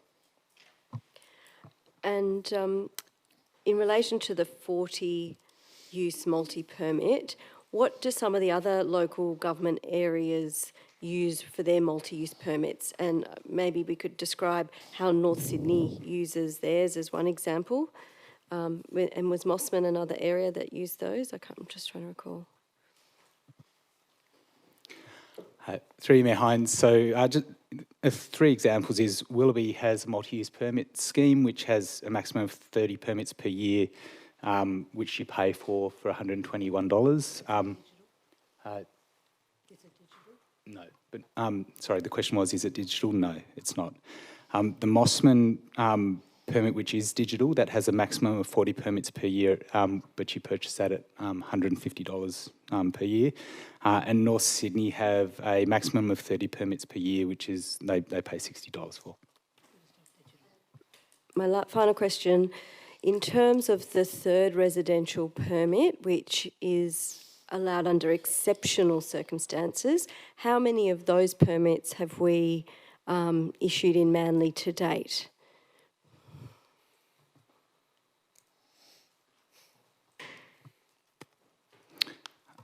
Through you, Mayor Hines, very few. We've had a number of applications. The team need to make the assessment of whether or not it's a valid application. Just wanting another one is not a valid application. If you have a driveway and access to park off street, that needs to be balanced against the demand of additional parking via parking permits on the street. So very few have been approved, but also very few have been applied for at this stage. I don't have the exact figure for that tonight. Okay, any other questions, Councillor Grattan, before I get to Councillor Hackman and then Councillor Causey, so that you can turn your lights off and you know that I've got you. Councillor Hackman. Thank you. Questions? Through you, Mayor. I'm just wondering, the Transport Director mentioned about special exemptions. Could I understand a little bit more, for the benefit of the community, what those exceptions would entail? Through you, Mayor Hines, probably not related to the motion because it's more with regards to the third residential parking permit. But an exemption would be, say you have a heritage listed house which doesn't enable you to actually have a driveway, and you have the need for 3 cars because you have a child at home, then that's something that would be considered. Yes. Okay. My next question is, if someone is elderly and needs a carer.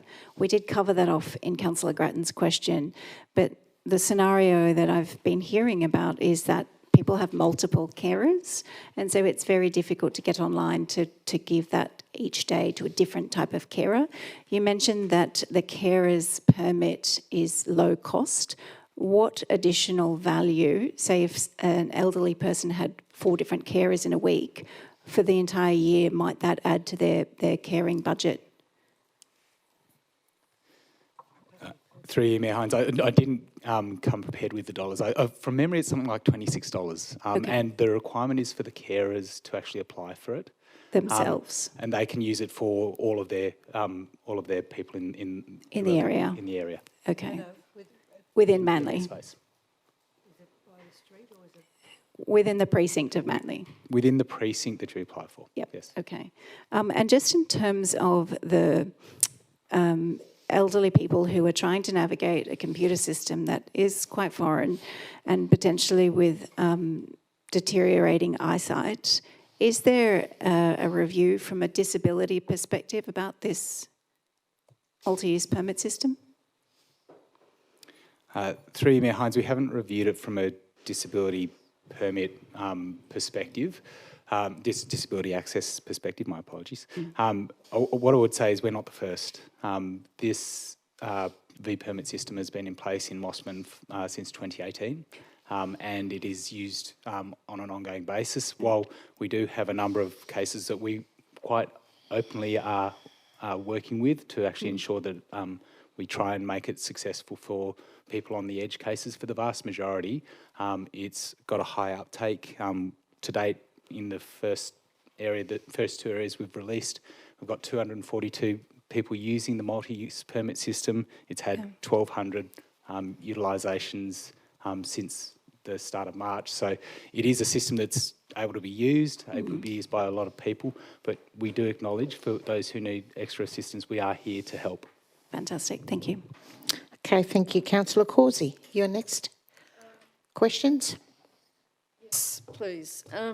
So to get help for the elderly people who are quite often frail, very frail as well, and deaf, and often unable to use a computer or don't have a computer, and not able to get out to a council office, when they have problems with this system, how do they make it work?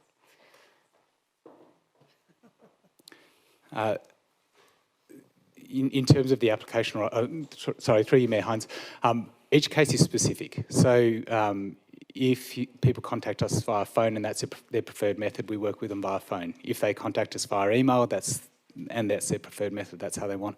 But obviously, for a lot of people, the best case is to walk into our customer service teams, and they have dealt with a lot of customers face-to-face, and each year we do it for the parking permit scheme, regardless of whether it's a sticker or a digital parking permit scheme, because a lot of people want to talk through the system. Yeah, but what if they can't? They're physically not able to visit a centre and the carer turns up, the carer's having trouble with the system. How does the elderly person deal with it? As I said, they're more than happy to reach. We have all our contact details. We've pushed it out in terms of how to contact the team to reach out to us. All we can do is give the channels, whether it's email, by phone, or come and see us. They're the channels that we have available. Okay. And so in other areas of the Northern Beaches, where there are also people with these sorts of problems and carers having trouble parking, what do they do? How do they deal with it? Through Mayor Hines, in terms of the parking permit scheme, this is a residential parking permit scheme for Manly. It is intended to provide residents and their visitors access to parking that's not timed. So for the rest of the Northern Beaches, there are no residential parking permit schemes in play. So there's generally quite often enough parking on the streets available for visitors and carers. Okay, thanks.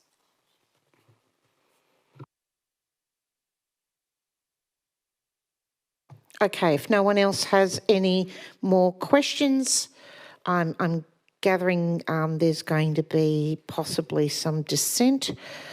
So I'll start first with the mover to speak. Councillor Bingham. Thanks, Madam Mayor. The Manly Resident Parking Scheme was established 20 years ago, introducing a 2-hour parking limit in Manly streets within a 1.5 radius of the ferry to prevent commuters parking out these streets for up to 14 hours a day. The scheme has been reviewed many times since then and is now linked to the resident's address to avoid abuse. So far we've introduced it, we have 10 zones and so far I think it's only gone to 2. So we've got a lot of headaches ahead of us. We've had no complaints about the introduction of the digital permits to this scheme, with the exception of the multi-use permit, which many residents have found unworkable. The purpose of the multi-use permit is to allow residents to pass it on to tradies, visitors, carers, cleaners, etc., who may be visiting their premises for more than 2 hours. Only one of these permits is permitted per household. Now, using the digital format, any household who wishes to use the multi-use permit once they've applied for it must go to the council website, find the relevant page, enter their address, the date, registration of the visiting vehicle. What's your registration again? Oh, yes. Hours expected for use, then press activate. Every single time the permit is used. If a visitor is staying more than one day, this must be entered again every single day that they visit. The same applies to carers and NDS providers, for example, of which there may be many visiting in 1 week. At present, you're only allowed a total of 40 times per year using this permit, then $5 each additional day is charged. This could be an additional $1,625 on top of the cost of the permit of $121 if you need to use the permit every day. The system simply doesn't work. For example, I received an email from a resident who is doing renovations. He has already used the 40 days allowed for the year and still has 3 weeks to go before the renovations are finished. He also has his parents come 2 days a week to care for his children. What are they supposed to do? Another email from an elderly couple, both in their late 80s, who were very distressed because they simply can't manage the internet and don't understand why they have to go digital when the previous system was so easy to use. In their case, they have regular people coming to help them, plus a cleaner, gardener and family visitors. The multi-use permit should therefore remain in a printable form for those residents who need it until council can come up with a better solution. Okay, thank you very much. So, Councillor Hackman as the seconder. Yep, I'll be very quick. I do want to acknowledge what the residents are saying, that it is very difficult for them to use the system.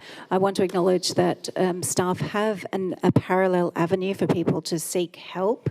I would love to see us have customer information sessions, perhaps at the library or during Seniors Week, just to educate people on how to use the internet and make sure that they do have full access to this. But I commend the motion. Okay. If anyone else, Councillor Hernjack. Thanks, Mayor. I'll speak briefly against reverting the digital multi-use parking pass. With all due respect to Deputy Mayor Bingham, this motion takes us backwards, I feel. It creates duplication, adds unnecessary costs, increases customer service demand, and brings back administrative complexity, all to undo a system that is already live and working. Since March, residents have logged over 1,200 sessions using the multi-use digital permit. That is strong, real-world uptake. Yes, there have been some early issues, but that is normal for any new system. The answer is refinement, not reversal. We also need to remember why the old system was changed. It was being misused, and that misuse undermined fairness for other Manly permit holders. Reverting now simply reopens the door to the same inequities. Reversal also means spending more money on new printing, new communications, and new administration, just to recreate a system that wasn't working. This is not good governance.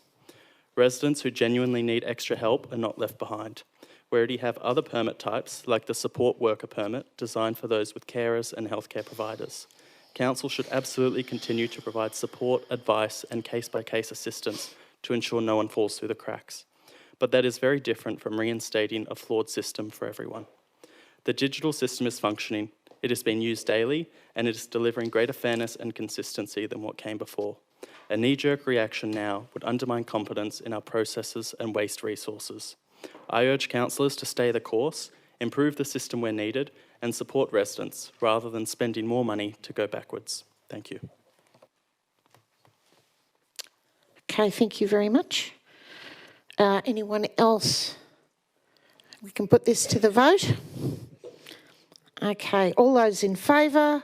Councillor Bingham, Councillor Singh, Councillor DeLuca, Councillor Giltnan, Councillor Causey, Councillor Glanville, Councillor Hackman. All those against? Sorry, Councillor Robins, Councillor Dillon, Councillor Beaujard, Councillor Hernjack, Councillor Williams, Councillor Grattan and myself. What are we, half-half here? Sorry? Oh, okay, do it again. Sorry, too fast.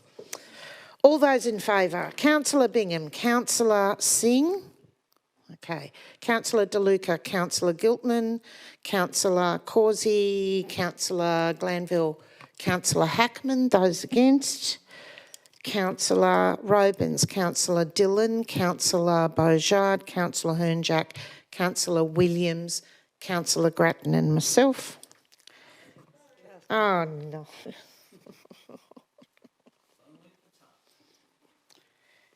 Oh, okay. Well, I will vote as I have already, which is against. Thank you very much. Madam Mayor, could I move a procedural motion that we bring on item 15.5 in view of one of the public in the gallery?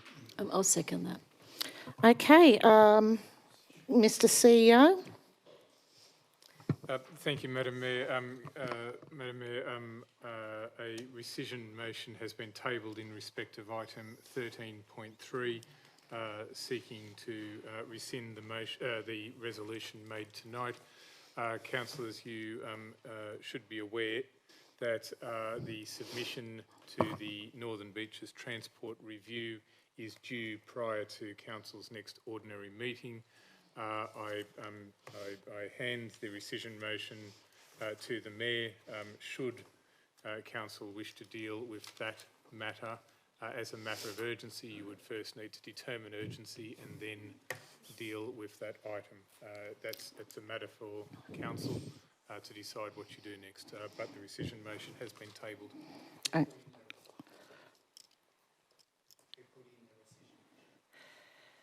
We have three names on here. Councillor Grattan, Councillor Hackman and Councillor Robins. The first decision to be voted on is whether this is urgent or not. Cough is... So if you could all turn your lights off, thank you very much. We have a vote now on whether this rescission motion is urgent or not. It is on item 13.3, which is the transport review. Could I ask a question, just a procedural question on that, Madam Mayor? If Yes. we don't bring up the rescission motion, then because there is one in play, the note to transport will not be sent in time. Is that correct? That's correct. Thank you. Is there any chance we could get the alternate wording for the rescission before we start voting? It would help me to vote on urgency if I knew what was so urgent about it. Okay, we're just voting at the moment whether it's urgent or not, which is you've already voted on your transport review and it needs to be in by the 15th of June, which is before the next council meeting. So there's a rescission motion. Madam Mayor, it would assist the chamber if the So first of all, because usually we get the consequential motion on a rescission, so it would assist the chamber if that practice actually continue and we know. Okay, so it's as per the alternate amendment shared with governance at 4:58 p.m. the original motion?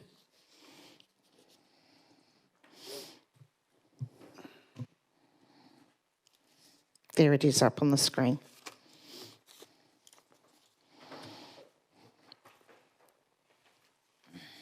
Sorry. Okay, so we're now voting only on whether this is urgent or not to vote on this tonight before everything else, because that's a procedural motion.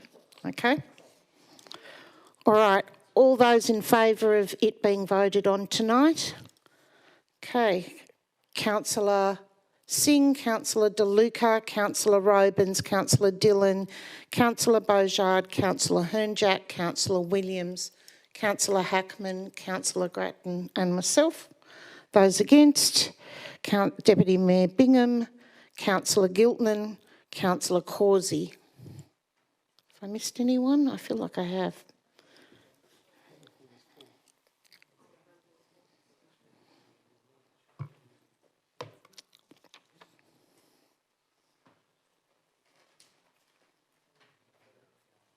Okay. All right, so that's carried, which means now we go back to the original motion. With the rescission motion. Yep.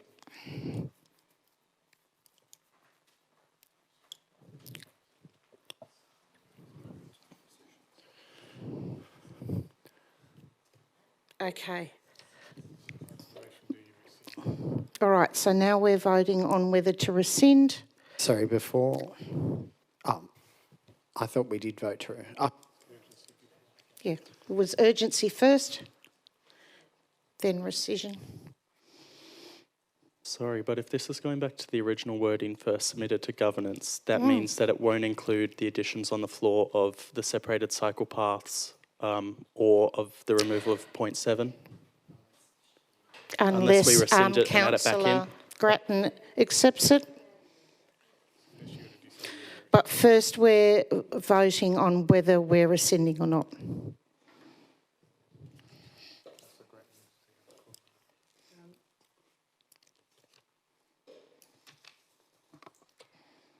Just waiting for governance.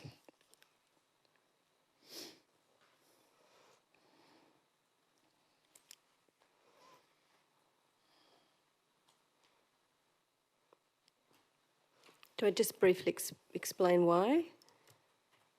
Yes. Yep.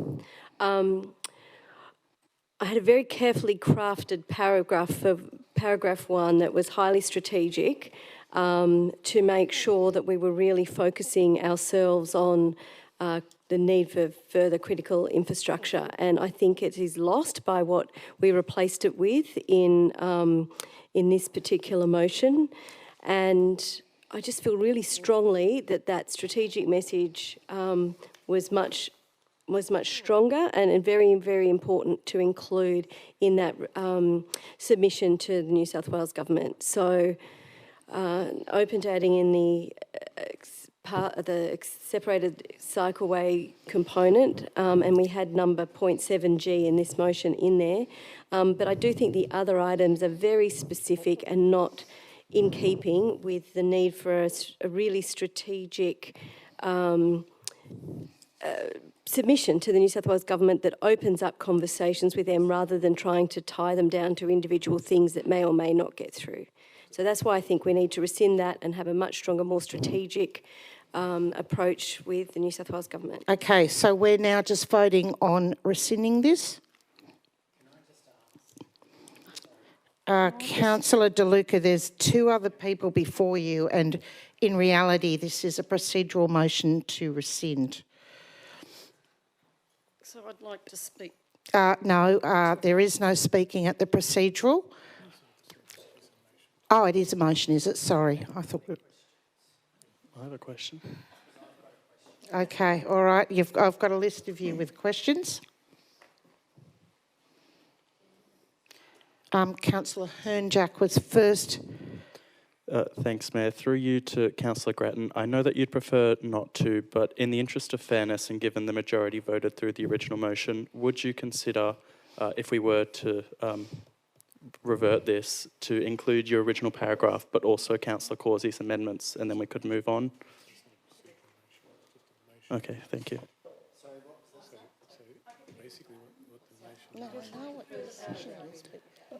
My suggestion was that Councillor Grattan adopt Councillor Causey's amendments, but add in her original paragraph so that everyone is equally grumpy.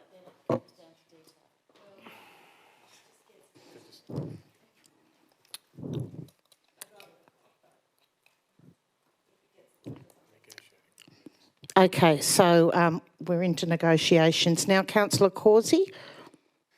Well, I'd be very happy if we did that. I'd just check the heading of that point number 1, because point number 1 original heading doesn't apply, which to the new wording.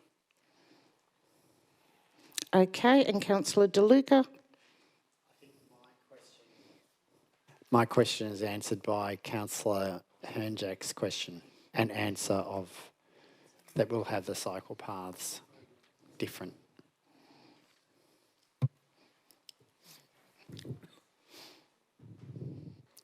Could you turn your light off, Councillor Causey? Thank you.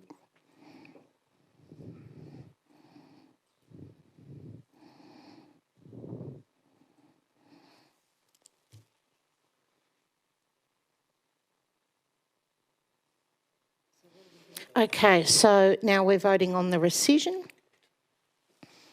which is to remove the motion. All right, all those in favour?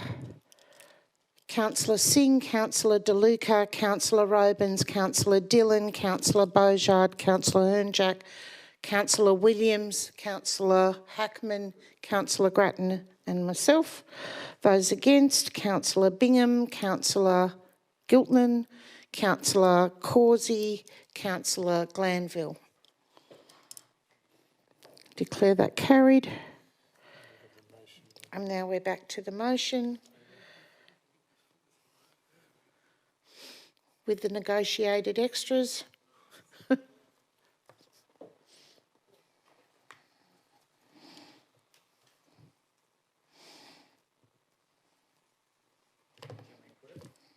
Yes.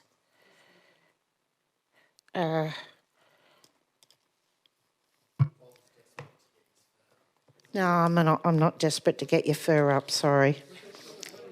No. All right. All those in favour? Oh, hang on. Look, while you're doing that. Madam Mayor, am I able to foreshadow a procedural motion under, good God, 18.4 that we adjourn this meeting, because I think it's absolutely ridiculous that we've got 3 notices of motion that are will be up to their 3rd meeting. We need to clear the decks and just get through all the noms. I'm happy to come back next Tuesday, so I'm foreshadowing that procedurally. 18.4 tells me I can do that, but you know, we just need to clear the decks on the noms. I think if we can be quick, we can get one up and then go to yours.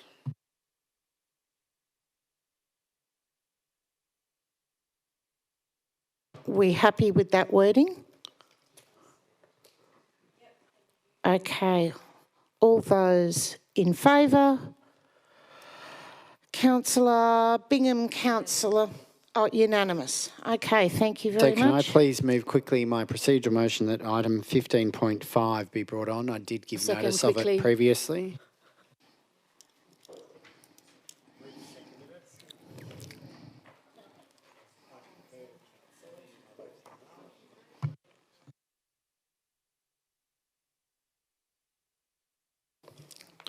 Honestly, we've got all these notices of motion and a new one. Can we just put, please, my procedural motion, which I did indicate before the item? Yes, procedural motion. All those in favour? Okay, Councillor Bingham, Councillor Singh, Councillor De Luca, Councillor Giltnan, Councillor Robins, Councillor Dillon, Councillor Causey, Councillor Hernjack. Those against? Councillor Bourgeard, Councillor Williams, Councillor Glanville. Councillor Grattan and myself. That should be carried. There you go. 15.5. No, sorry, 15.5. 15, yes it is, 15.5. It's all about fur.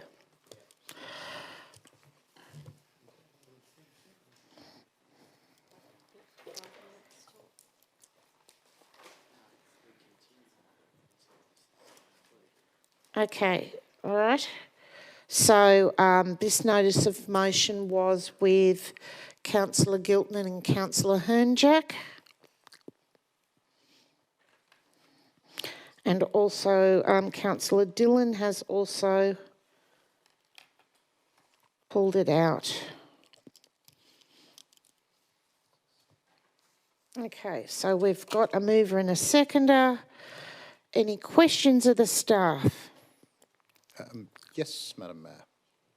Right. Preempted earlier, but I've got a couple. Okay, Councillor Dillon, is yours questions or are you going for the debate? It's more of a statement or debate. No, that'll be debate because you'll be taking a position. Okay, Councillor Beaujard. Thank you, Madam Mayor. Through you to staff. Given this notice of motion, how will a ranger determine real fur from high-quality faux fur?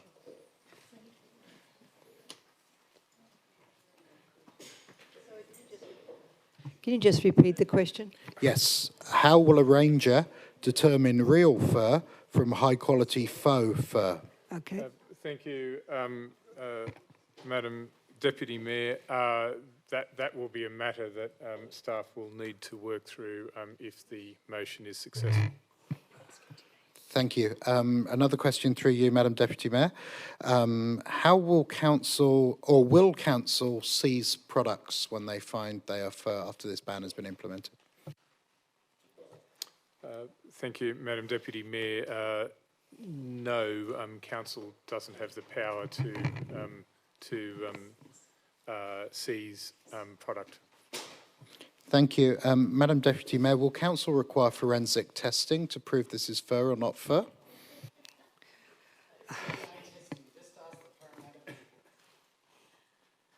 Thank you, Madam Deputy Mayor. That will be a matter that staff will need to work through should the motion be successful. Thank you very much. I think I'm getting the answers for these, so we could do same if we need to.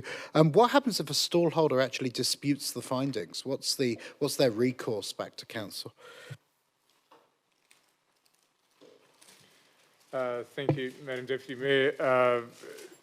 Councillors, that will be something we will have to work through should the motion be successful. I've got lots of questions like this. I might just stop and we'll move on. But I suggest you stop. Thank you. Thank you, Madam Deputy Mayor. Thank you. Any other questions? Councillor Beaujard. Just a quick one through you, Deputy Mayor. Is it true that staff are able to request items be withdrawn from sale? Not necessarily seize it, but just request an item be removed from sale? Thank you, Madam Deputy Mayor. Councillors, I'm certainly not trying to be difficult in providing the answers that I'm providing. There would be a range of options available to us. Staff have not turned their mind to how staff would enforce compliance with this resolution. We are aware that this is in place in other LGAs. We would go through a process of understanding what our options are and take the appropriate action as necessary. Are there any other questions? Sorry, I had more of a procedural question. I did raise about adjourning the meeting in accordance with 18.4. Could I get a indication or a ruling from the Mayor about whether we can do that? The motion's on foot.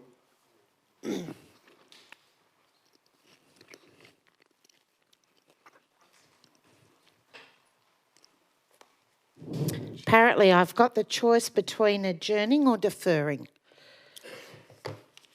So where are we up to right now? Sorry, I had an emergency there. talking things about fur. Oh, But the okay, motion- we're in debate on the questions still motion- on fur.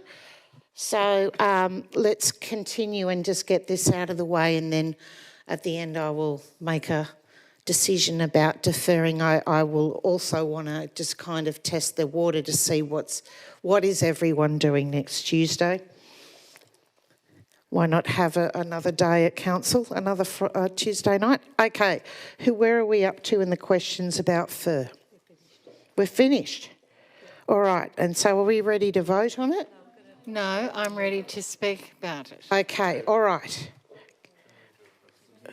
All right, okay, sorry, catching up. It's kind of a bit of a shock there. Councillor Hernjack, as the mover. Other councils, Canterbury, Bankstown, Liverpool, Inner West, City of Sydney, Newcastle, Blue Mountains, have already done this. They've reported no enforcement burden, no cost blowouts, no community backlash. They simply added fur checks to the compliance work they already do at markets. We can do the same. Our compliance officers are already on site checking for single-use plastics, food safety and stall holder conditions. Adding fur to that checklist is not a new program, but rather a tick box. And the motion explicitly adopts an education-first approach, not a punitive one. To answer Councillor Beauchard, telling the difference between real versus faux fur is quite straightforward. Staff would simply separate the fur and look at the base. Faux fur generally has a mesh or threaded fabric backing. Real fur, on the other hand, will be attached to skin. Failing this, other tests include pulling the upper hair of the fur slightly apart to see if you can detect the underwool. It is made up of fine, dense and fluffy hairs that keep the animals warm in freezing temperatures. Real fur is of course processed together with leather. By pulling the hairs carefully apart, you should be able to tell whether material underneath is woven fabric or real leather. And finally, there is the wind test. Real fur moves in the slightest breeze. If you blow very gently over the fur and the hairs move, you're probably dealing with real fur. Should there be uncertainty or belief that fur is being sold, staff would request the fur be removed from sale. There are numerous councils that can provide guidance on how this can be achieved. This is also a values question. Our community has been clear we are an animal-loving LGA. We have taken strong positions on shark nets, SCARs, 1080, habitat protection, and responsible pet ownership. Residents have raised concerns about imported fur being sold at Manly, Rat Park, and Palm Beach markets, and the reality is confronting.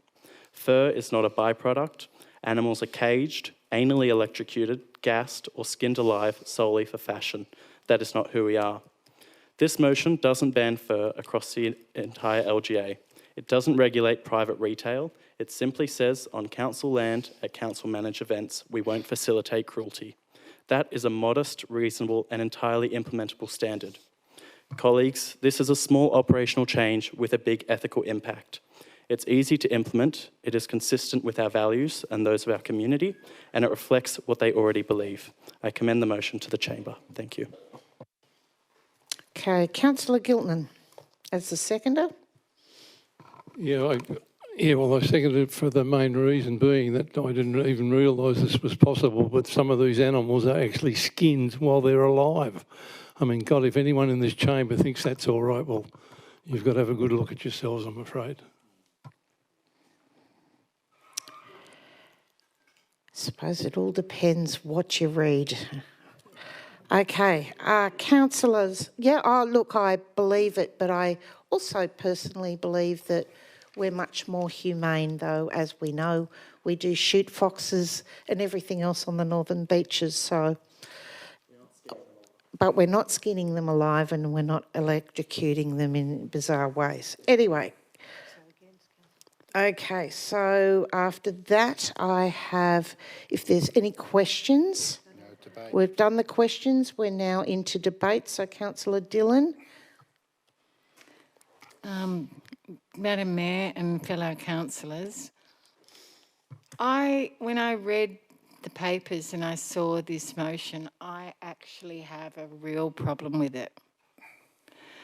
It's kind of like every council meeting or every second council meeting, there's like a curveball that comes into the chamber. Do we really think that fur is on council's remit? Yes. We've just gone through a special rate variation and we've currently got the operational budget on exhibition, is this a resourceful and respectful use of our staff's time and our ratepayers' money? This is not a reflection of our community's priorities. There are organisations that are far more capable of managing this and managing fur and how it is sold or used. For Paws, PETA Australia, the Humane Society International Australia and the Animal Justice Party.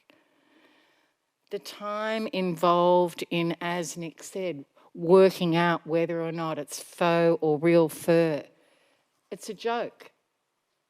We are a chamber of elected councillors that are here to represent our community and represent them for the priorities that they require so we can get shit done. And I'm not joking. I'm totally against it, and it's not something that council should be involved in. Thank you for listening. Okay, anyone else? Thank you, Madam Mayor. Look, I'm going to quickly speak against the motion. Not that I don't think fur should be stopped in the way that we talk about it here. I think it probably should be. I'm not a fan of the illegal fur trade. I'm not a fan of cruelty to animals at all.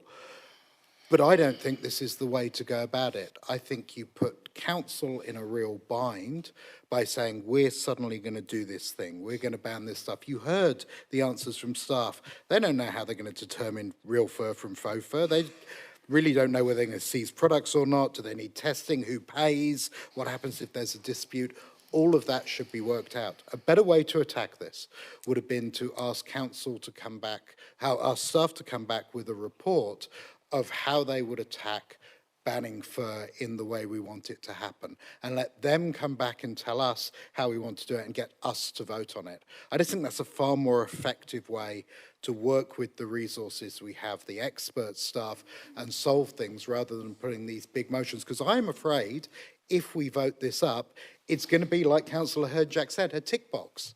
It's going to be, oh, look, we've done this, when actually nothing really changes. And I think if we want to do this properly, things need to change. The way I see things changing in this chamber is when council come back with a report, we may amend it or modify it, but we endorse it and things happen for the people of the Northern Beaches. Don't want things like this just to be a tick the box exercise and not deliver real value to the people of the beaches. Thank you. Okay, thank you. Councillor Hernjack. Hello. Could I just clarify through governance? Sorry, could I just ask a quick clarification? Am I able to foreshadow an amendment should this motion fail? Of course, you can keep going, but if this at fails, some I will stage, foreshadow a report as suggested by Councillor Beauchard. Thank you. Okay, Councillor De Luca. Thanks, Madam Mayor. I speak in favour of the motion, having experienced when I was in State Parliament as an advisor, having a UN report and video put before us in relation to the Yulong Festival. And with that practice, we were told that on a regular basis, even though that festival was meant to be confined to China, whereby they bash dogs before skinning them because it's supposed to give better meat, that unfortunately the practices were happening in council areas before skinning, and that the skinning of those dogs was happening in a lot of council areas across New South Wales. And that really disturbed me. When you actually see that, you just think, wow, there's still practices out there. And as we know, local government regulates dogs. So with this one, it is within jurisdiction, as was the motion on 1080. The General Manager has already advised that they would look at other councils that have implemented this similar resolution to ensure compliance. And that's what we all do in life. We look at best practice, examples at other organisations. So in relation to the statement regarding it's going to cost us a lot of money to investigate how this will be regulated, we can look to the other councils that have actually implemented this. In relation to the issue of the rates, yes, but I would point out Councillor Hernjack has not put this on the rates night like a motion was last year. So I think it was appropriate that he put it on the agenda tonight and not the next meeting where we are dealing with a proposed rate increase by the rate peg. So I do think this is within our local government jurisdiction because we do have a number of council markets. We are aware that this is going on. We're aware that these garments are being sold. So I don't have a problem with us properly regulating. And I think that by looking at other councils and how they regulate, that will overcome some of the concerns on how we test. Okay. I'm sure we're probably all ready to put it to the vote. All those in favour? Councillor Singh, Councillor De Luca, Councillor Giltinan, Councillor Causey, Councillor Hernjack, Councillor Glanville, Councillor Hackman. Those against?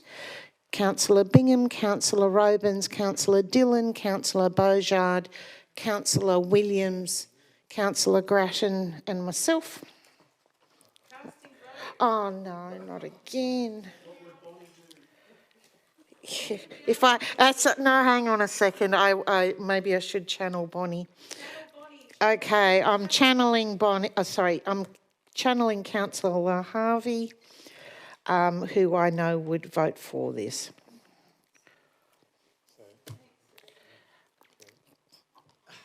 All right, it's carried. Right. Okay, councillors. It's 10:43 and it's time for a decision. So I've decided to defer the rest of the items on the agenda until our council meeting next month. Someone just sighed a big sigh of relief. Thank you one and all. Council meeting has finished at 10:43 and those still listening, don't forget your say. Hear from the youth tomorrow night. And thank you to our volunteers for Volunteer Week.